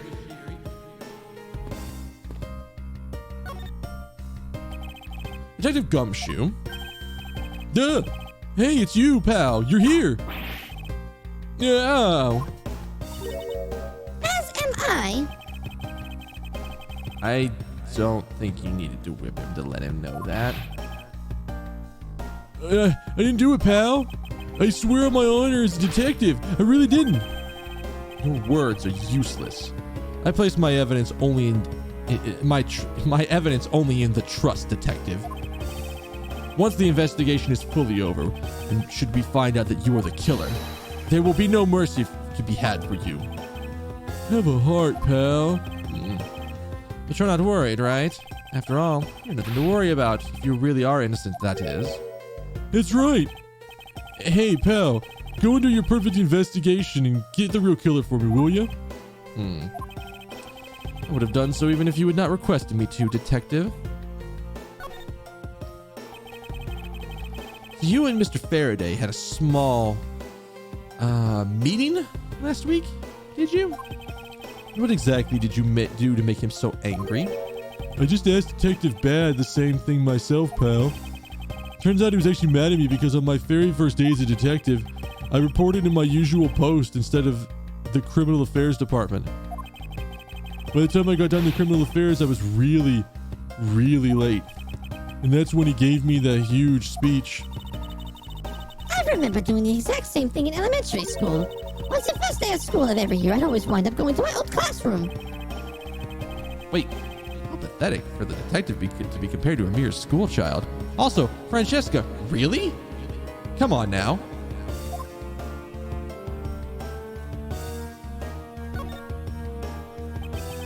You claim to be standing guard in front of the door to lobby number 2 during the recess. However, when did you receive the order to do so, and from whom? I guess it'd be earlier around 2:30 or 3:20. And from Detective Bad, pal. Today's trial really took a crazy turn, so I was told to make sure nothing happens to Mr. Faraday. And yet something did happen to him, correct? God. Highnesses, you need to fucking quit it. It looks like it was a total waste of manpower to assign you to guard duty. Ow! Your words sting worse than your whip, pal. Don't. Detective Gumshoe, don't test her on that. She will prove you wrong. So it's Detective Bad who ordered him to stand guard, huh? Now then, Detective Gumshoe. Is there anything else you'd like to tell me? Nope. Nothing, pal.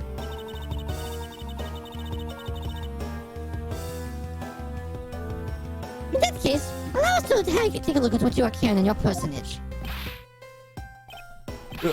Wait, you can't do that. There's nothing of any particular value here. Well, my handcuffs and badge were confiscated by Detective Bad, so, you know. What's with that open envelope I see sticking out of your coat pocket? Hands off, pal.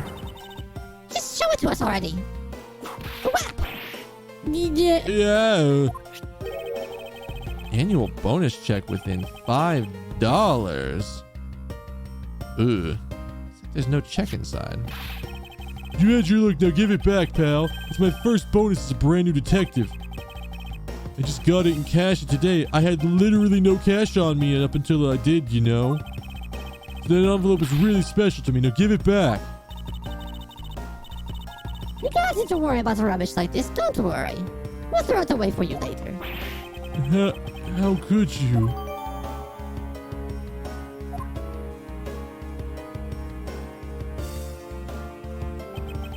I'm sorry, but I need to take him in for more questioning now. Are you guys done? Because Detective Bad's kind of on my case, and I really need to do this. I hate to interrupt people, but just please, I got to take him in. I think I've asked him about everything I needed to ask him about. No, wait. He became a suspect. There's one piece of information, evidence that should reconfirm. Officer, please, wait just one moment. I have one more thing to ask. Need to reconfirm this with, Gumshoe. It's okay. It's understood. Please make it brief, sir. I don't want to keep Detective Bad waiting. You know how he gets.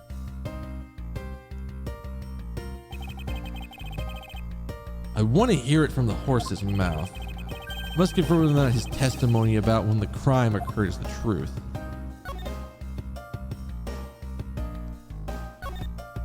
So we present this. Talk to him about it. You told me earlier that you heard no sound other than the gunshot out in the hallway. Is that correct? No mistake about it, pal. You're also claiming no one passed through the hallway earlier, or either? Is that also correct? Yup. Not even a single ant passed through that hallway while I was on duty. You do realize that the lie you're telling is only making life more difficult for yourself. Huh? Oh. But it's true. I didn't see anyone go through the hallway, and I didn't hear anything else, pal. I bet the killer found a way to kill 2 guys that's beyond what I can even imagine. So he intends to continue telling that ridiculous lie? Why would he do so, given the situation he's in? I believe a thorough investigation of the hallway in front of the defendant's lobby is in order.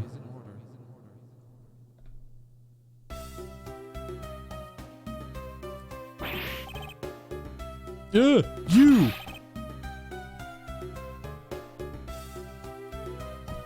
Ugh.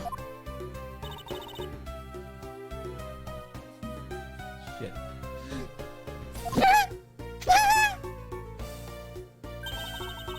How could you not have noticed that? Coming. Yeah. Wasn't that the child I changed money for earlier?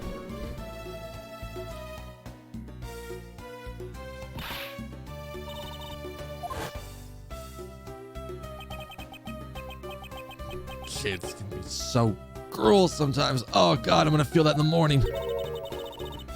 It looks like she dropped something. This feels like a good switch roll.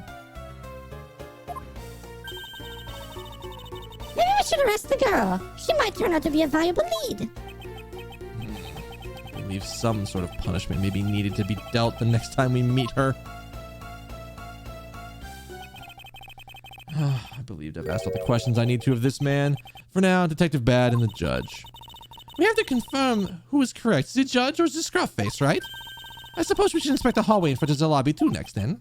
I suppose so. Oh, I didn't have her voice up for that. Whatever. Shall we head on over, Francesca? What did she say if I do this? Can I, like...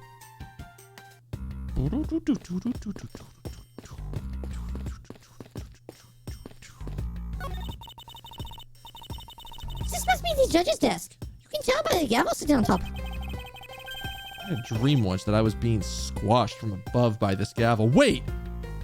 Him and Phoenix had the same... What?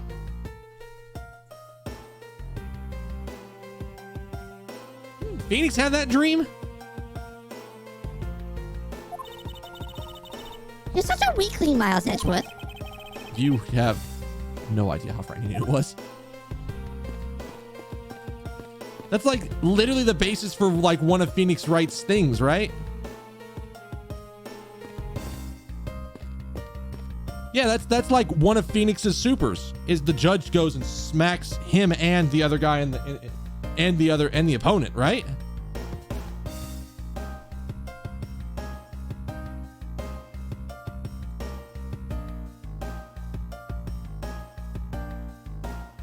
Oh, really? Well, it's a good thing I have Ace Attorney 2 all lined up for when we finish this game, we can go into it. Right? Right?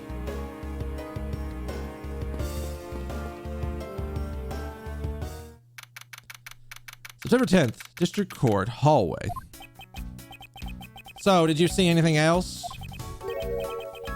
No, I don't think so. I see.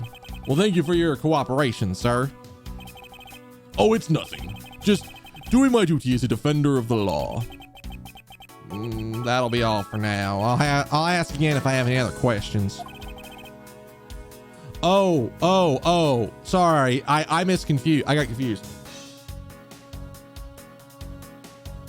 I'm so used to calling them Phoenix Wright, like Justice for All, that I didn't go, oh, that's AA2. Yeah. Anytime, detective. Now, if you'll excuse me, I have a few loose ends to tie up on my own.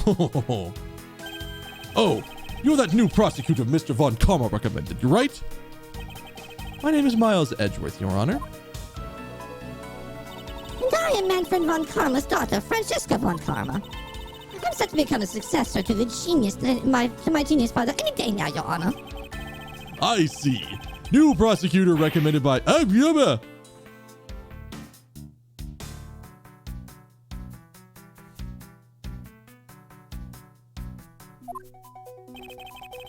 I bit my tongue. Are you all right, Your Honor? Please feel free to refer to me as Miss Von Karma, Your Honor. As for him, just Edgeworth is fine. Apparently, somebody doesn't feel that I'm worthy of a proper title.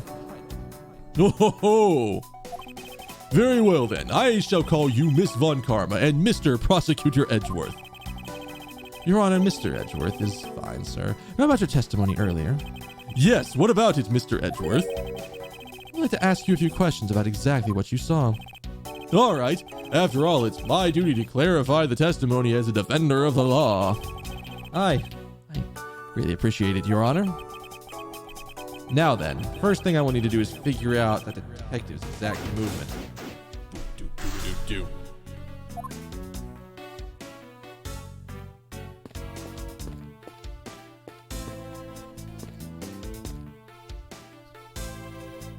What is this guy doing? What?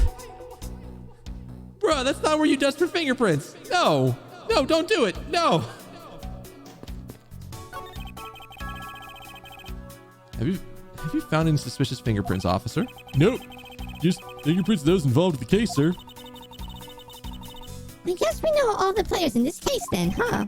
It would appear that way, but I have this nagging feeling we're missing something. I suspect that's what we're missing is hiding right here in this crime scene somewhere. Did you find something, officer? There's a $5 bill back there. Come on. Oh, God. Just a little more. Oh, please. Oh, I can get it. It's like I can touch it. Ah.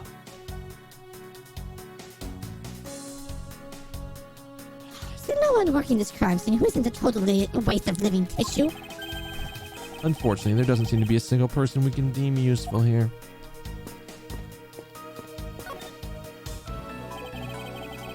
Your Honor, I'd like to ask you a few questions, if you don't mind. Where were you at the time of the murder? Yeah. Do you suspect me of something? No, nothing of the sort, Your Honor. Very well. You may continue with your testimony. Your Honor, it's your testimony I'm after. Oh, I had no idea you were chasing after me or my testimony. I'm beginning to sense that I might want to avoid being in a trial run by this judge. Edgeworth, you have no idea. Run while you can. Let's see here. How should I put this? When you get to be my age, you need to pay more frequent visits to the restroom. If you're going to take a look through the window at the end of this hallway, you'll see a small window. That is the window to the men's restroom. In other words, you can see clearly into this hallway from the men's restroom.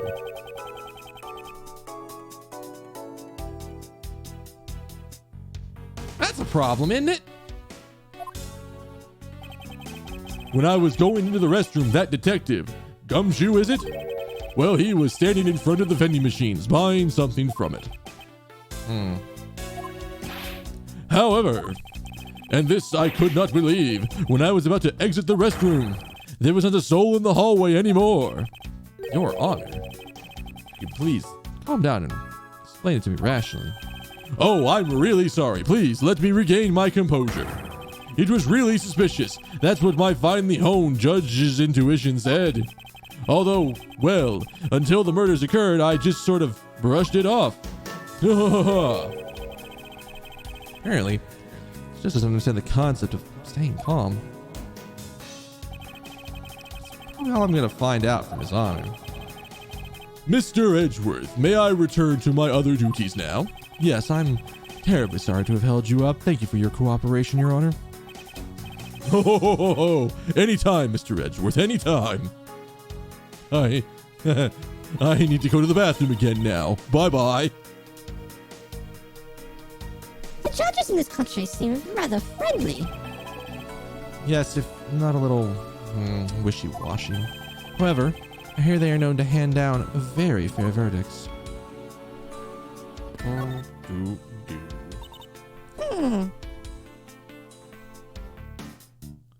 Okay, so what do we got here? What do we got here? We got $7 hot dog, which that better be a fucking incredible hot dog. We got $9 beef jerky. Hopefully that. I don't know how big of a pack of beef jerky that is, but that could be a lot. Ham sandwich for some amount of money.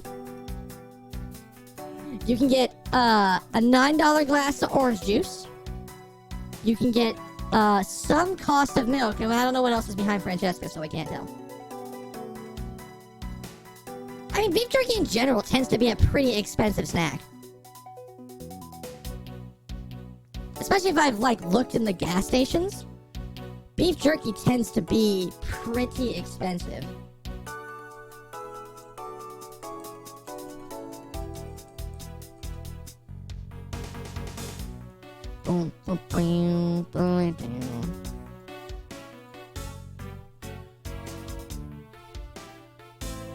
No, the hot dog here is the thing that is like incredibly like I point at that and go, wait, the hell is going on in this vending machine?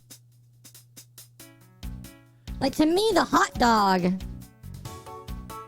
is should be the least expensive, should be like relatively inexpensive.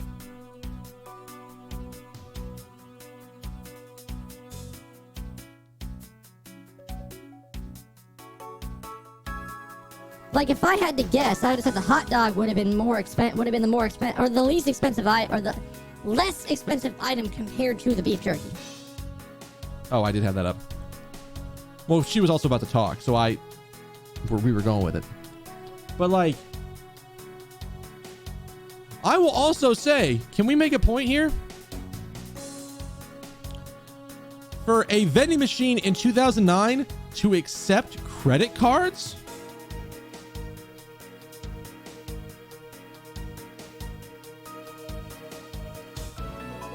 That's impressive. I don't remember vending machines taking credit cards that far back. Like, I know at like Georgia Tech, well, actually, maybe we just started getting those.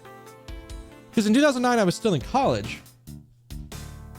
So, and Georgia Tech, by the way, Georgia Tech had one of the best systems that I could ever think of. I'm not going to show my ID because it has my name on it. You were given your Georgia Tech like student ID. That student ID was also a like debit card. So if you had like a meal plan to the dining hall, when you would go in, you would swipe your Buzz card, because our mascot was Buzz. So all of the student IDs were Buzz cards. Just don't question it, just know that's what it was. But one of the great things about it is that they had it configured in a ton of the vending machines on campus, that you could use your Buzz card to pay for shit out of the vending machine. And they made it relatively easy to just add money to your Buzz card. Like, there was a website and you didn't have to log into it. The only thing you had to have was my student ID number, which I knew, and then my name. And as long as I had those two things, I could add money to my own card. Now, here's the best part about this. For like the 5 years afterwards where I was living downtown and like really close to campus, and I would go on campus for like to go back to the gaming club to hang out with my friends, to go to the anime club to hang out with my friends, to go on campus for like D&D night with my friends, I could put money on my old Buzz card and that shit would still work. I actually think it might even still work now. I haven't been on campus in like 3 or 4 years to try it out, but my bet is it'd probably work. So, but that was like one of the great things about tech, was they just had so many of the vending machines on campus. It's like you never had to have cash for any of your transactions when you were doing that. You just put money on your Buzz card and yes. Especially like if it was a situation where like a parent wanted to give their kid like a little bit of money to spend on campus for like food and shit, they could just put it on there and it'd be fine. Or if like you had a job and you wanted to put money on there and you didn't want to and you want to be able to like use it everywhere, perfectly fine. But yes, not to get distracted by the hot dogs, you are right. $2 hot dogs at Costco is really spoiling people. But I'm not talking about like, I'm talking about it being like $5 for a single hot dog. Because it's a hot dog with a bun Already comes in the bun, already pre-cooked, hopefully. More than likely. Or pre-warmed, I should say. And then it's got some amount of condiments on it. So, but like $9 beef jerky, even though it's high, still sounds about right, depending on how big the pack of beef jerky was. Back to Francesca. It would appear that this vending machine sells snacks and a variety of other foods. $6 Swiss roll, $8 ham sandwich. Huh. It's lovely. What will they think of next? Don't be a jerk in any of the in court and like these beef snacks. One packet for $9. Defendant's fresh milk, 1/2 pint for $7. Stay neutral as the Swiss do until the end with these for $6. They're awfully overpriced. The lineup is simply awful, period. Also, $6 for this? $6 for a single ass Swiss roll. That better blow my socks off.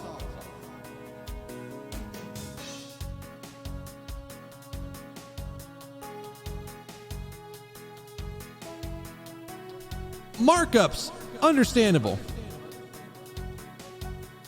But you're like, that's like 150, maybe like 200% markup on a single ass Swiss roll. Like, my God. The lineup here is simply awful, period. Speaking of snacks, I wonder if that Swiss roll the little girl dropped is from this machine. I was wondering about that myself.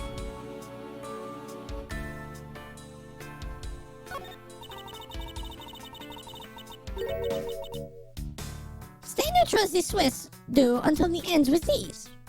The end of what? I assume it means till the end of the trial. I suppose this means that one should eat these during a recess? You can't eat during a trial. So I suppose the only time you could eat them is now, huh? I wouldn't mind if you wanted to eat one now. They come in packs of 2 after all. Okay, so 6 for a pack of 2 is better. Still not good. The markup on that is not as insane as I thought it was. We're in the midst of an investigation. Besides, I don't have $6 on me. What? We can pull our money and buy a pack together. If I have to split it with you, then I don't want it. Oh, please, tell me we can talk to all of these. Yes. When it's looking bad, line your opponent with some OJ. Are they promoting violence? Don't worry, my whip will make sure that anyone following this advice won't be for long. Maybe the sting of a whip, the sting of orange juice may not be so bad. When you're in hot water, you might need a hot dog. Looks like these slogans are decided through public contest. Oh no, that's why. Oh, okay. I get it now. I understand. And the winner was Prosecutor Winston Payne. Oh no, it makes even more sense now. It all makes too much sense now. What a pathetic slogan. No presence at all. Use that to me, it would read, if you leave matters in Von Karma's hands, everyone in court will be found guilty dogs.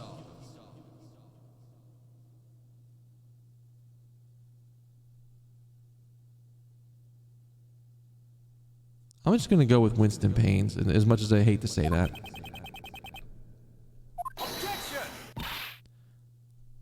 Overruled. Don't be a jerk in court like these beef jerks. I see.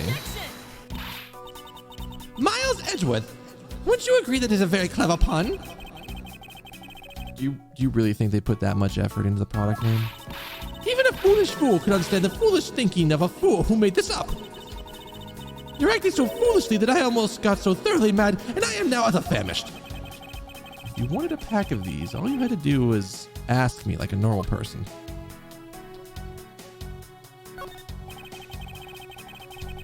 Don't let the prosecution and defense make a ham sandwich out of you. It sounds like it's directed at the ham of a judge. It certainly isn't directed at me. I can outmaneuver him all day. Did we do milk? I don't remember if we did milk. Defendant's fresh milk. What exactly is that supposed to mean? I bet it means that the milk is freshly milked by various defendants on trial right now. No, I think it might mean that this was milked here from the various defendants. Miles Edgeworth, you can't possibly be serious. Of course not. Boo-doo-doo-doo.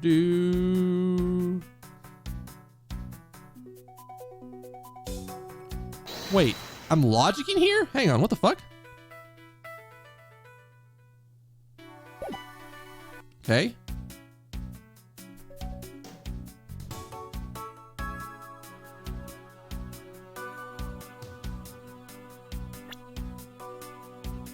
Something to present. So I guess we go back.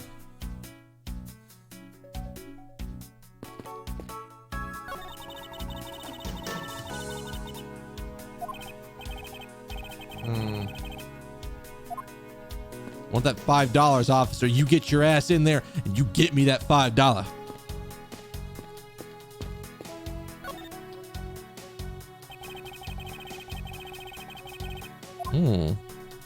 Inspection, huh?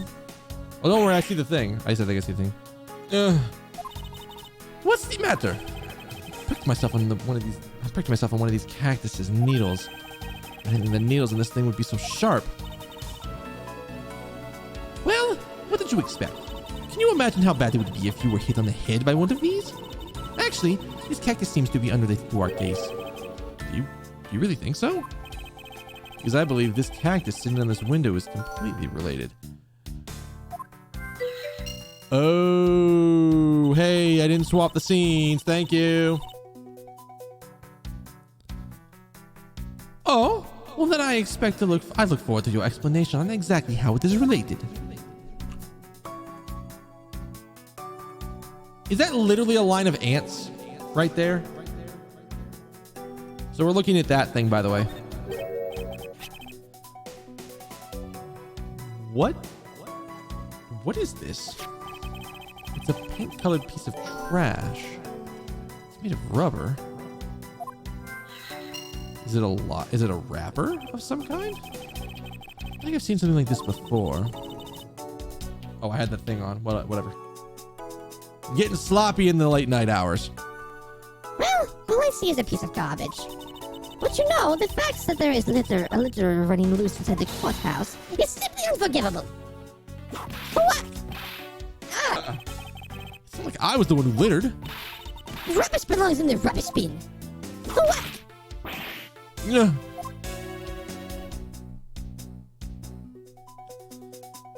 So, the answer: hard at work carrying food to their home. Marvel that they can pick up such a comparatively large objects to their size.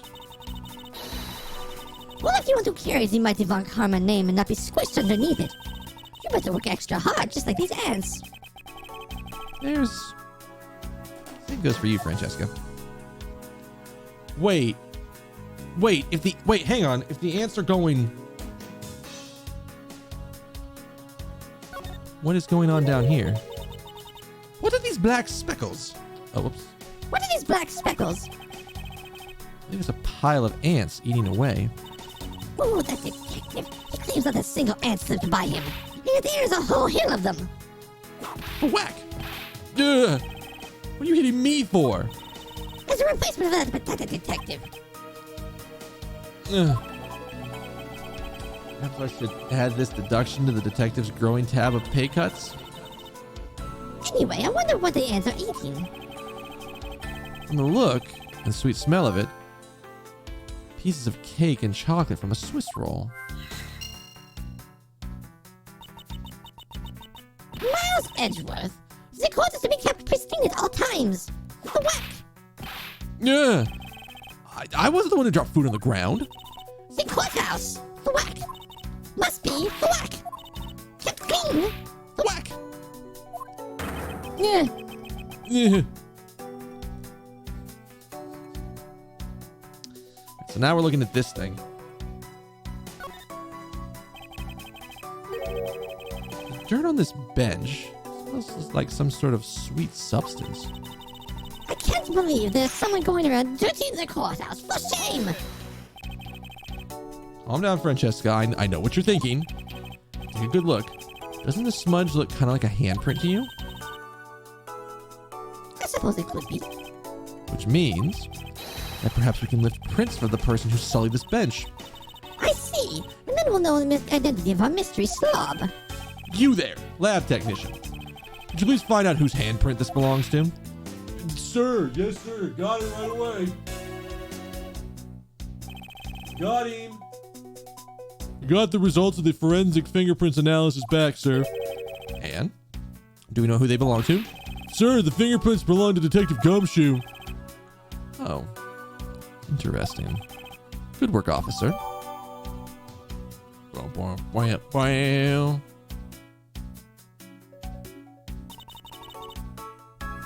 there you have it. Yes, I suppose so. Now we know the identity of the person who dirtied the bench. Except that you and I will be using this information in very different ways. Can we do anything else over here? That window on the other side belongs to the men's restroom? I can't see it. At your height, I'm not surprised.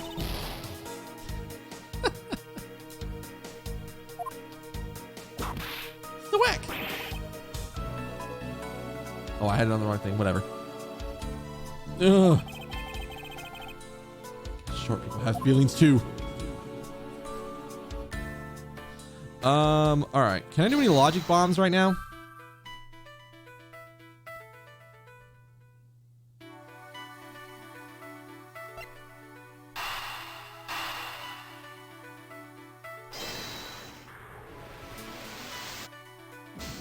Nope, that's not it. It's like this shining example of the perfect line of logic. Okay.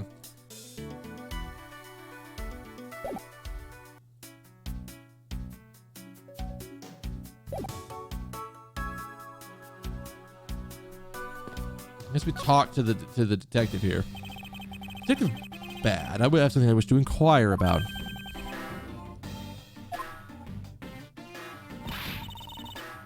Hey, how about doing some actual work, you? I wish to inquire about Detective Gumshoe's movements during the recess. You're getting in the way of the investigation. I have an order from Mr. Von Karma himself. Plus, I still hold investigative authority.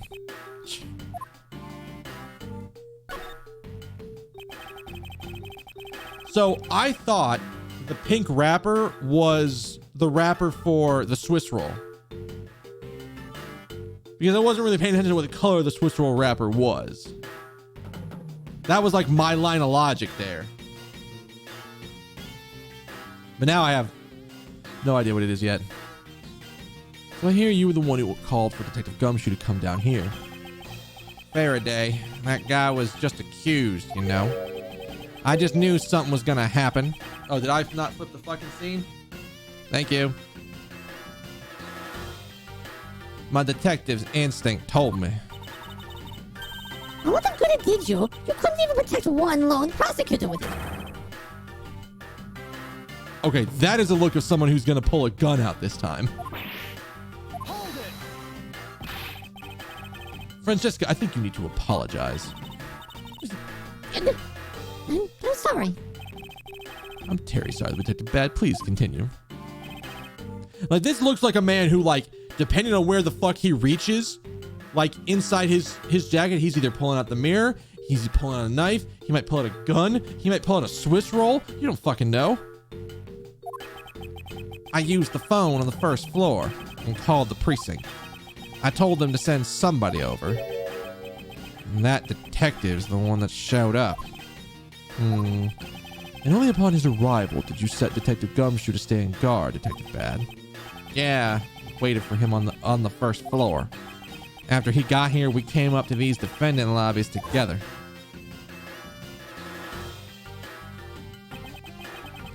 as we entered the hallway, we ran into you. She told us that Faraday was real mad, and he dragged Rel off to lobby number 2 to have a word or something. And that Faraday had said not let anyone to interrupt them. Okay. I'm almost certain that you was the murderer. And that here's my grand theory that I don't want confirmation on, but I'm gonna tell you. I think she killed him. I think at the point we are at in the story where he's bringing the detective up, they are both already dead. In the room, she has arranged them to make it look like they tried to kill each other. And then when Detective Gumshoe was sitting outside the room, she like used the TV that was in there that was super loud to blast a gunshot. To make a gunshot noise. And that was enough to get Detective to go into the room and be like, oh my God, they're dead. Oh, blah, blah, blah, blah. But when did this happen? That's my shot. I'm calling it.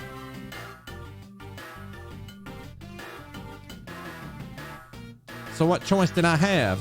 All I could do was tell the big lug to stand guard outside.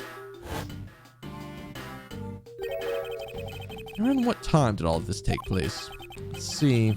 I think it was about 30 minutes before I heard the gunshot. After giving the big lug his assignment, he never left the hallway. Not once. Oh, and how can you make such a claim?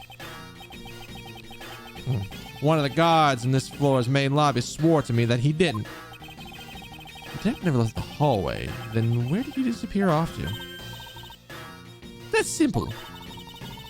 Oh God. I can even explain how the judge stopped seeing Detective Gumshoe for a little bit. I can even fucking explain it. That's simple. He must have gone into the lobby number 2 just as I suspected. You and I, we were in the lobby number 1 next door. And the only one without an alibi is Gumshoe. It would seem that I'm still missing some key piece of information.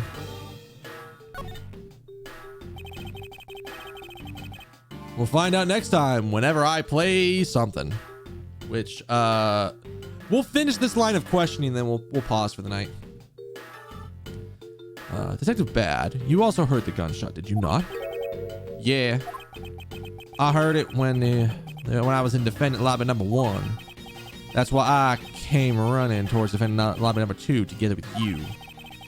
How much time elapsed between you are hearing the gunshot and your arrival on the scene? Less than a minute. What were your movements upon hearing the gunshot? I grabbed the big lug who was just walking around in the hall and raced into lobby number 2.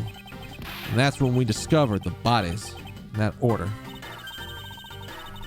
That means you discovered the crime scene, yes? Yeah, I guess it does, little miss. I am about to become a prosecutor very soon. You will treat me with the dignity I deserve, or else. Oh, we got a fucking smooth criminal here. You wave that thing around anymore, and I'll have you arrested for obstruction, little miss. You wouldn't dare. Just joking. I like seeing people put Francesca in her place. He's like, oh, you trying to whip me? Fuck that. I have the authority to arrest you. Maybe your daddy comes and saves you, maybe he doesn't. You might not like a daughter who's been imperfect.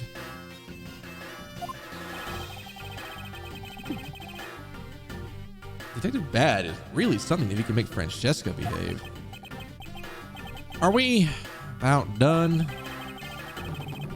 Anything else I want to ask him about?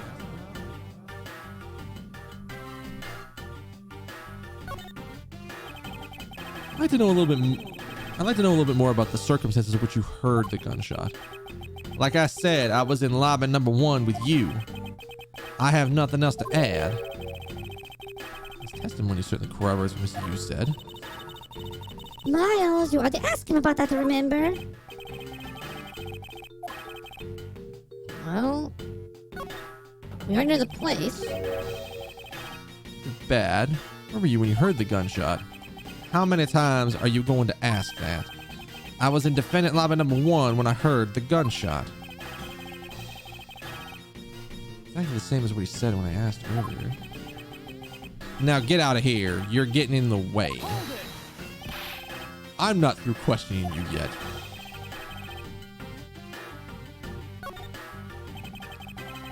I'd like for you to tell me the exact time you heard the gunshot. It was around the end of recess and the trial was about to start again, I think. He was supposed to make time for himself to transfer the evidence he was holding. But I got the sense he wasn't gonna show for the handoff. So I figured I should go get him, or he'd be late. What the fuck? Where did all this come from? And just as I thought that, bang, the sound of a gunshot hit my eardrums. I heard the gunshot right before the trial was about to restart. Huh. Are we done here? I need to go take care of some stuff. I don't have any time to waste. Oh, come on. All you're doing is standing in front of this door for doing nothing. I get the sense that is somewhat investigating this crime scene, or rather he's keeping us under surveillance. But to what end? Detective Bad, may I ask that you cooperate with us just for a bit longer? I don't have anything else to say to the two of you. You guys were the ones who said you wanted to investigate in the first place. Fine then, be obstinate. We will just do as we please. Come on, Miles. You may no longer be willing to help us, however. May I ask for the forensic scientist cooperation? It's a good option to ask for. Do as you like. You know what? I gotta see what happens. Does showing that off make you feel like a big, strong prosecutor? Of course not. Simply proving my title of prosecutor to you. I see, but most prosecutors don't go around flaunting those things. It's like a detective walking around with his badge flashing in the sunlight. Show that off too much, and before you know it, you'll be elbow deep in angry criminals. That would definitely be a problem. Not the reaction I thought I was going to get, but you know what? I'll take it. All right. All right.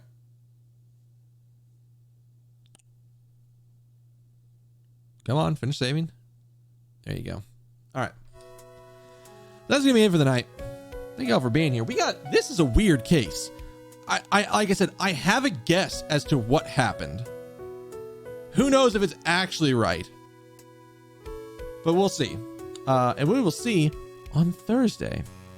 Thursday will be next stream. We'll be doing more Ace Attorney investigations. Starting at the normal time. We'll go from there.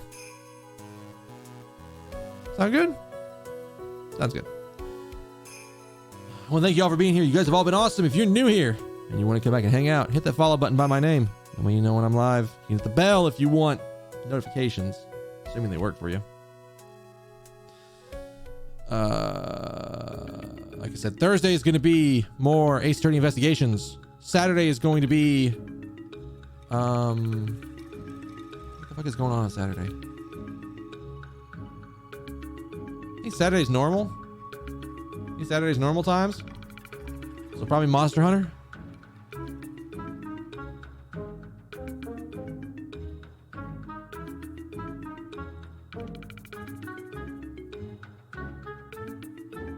Sunday is probably not going to be anything because we're doing our Pathfinder game. I'm DMing a Pathfinder game on Sunday, so that's just not going to happen.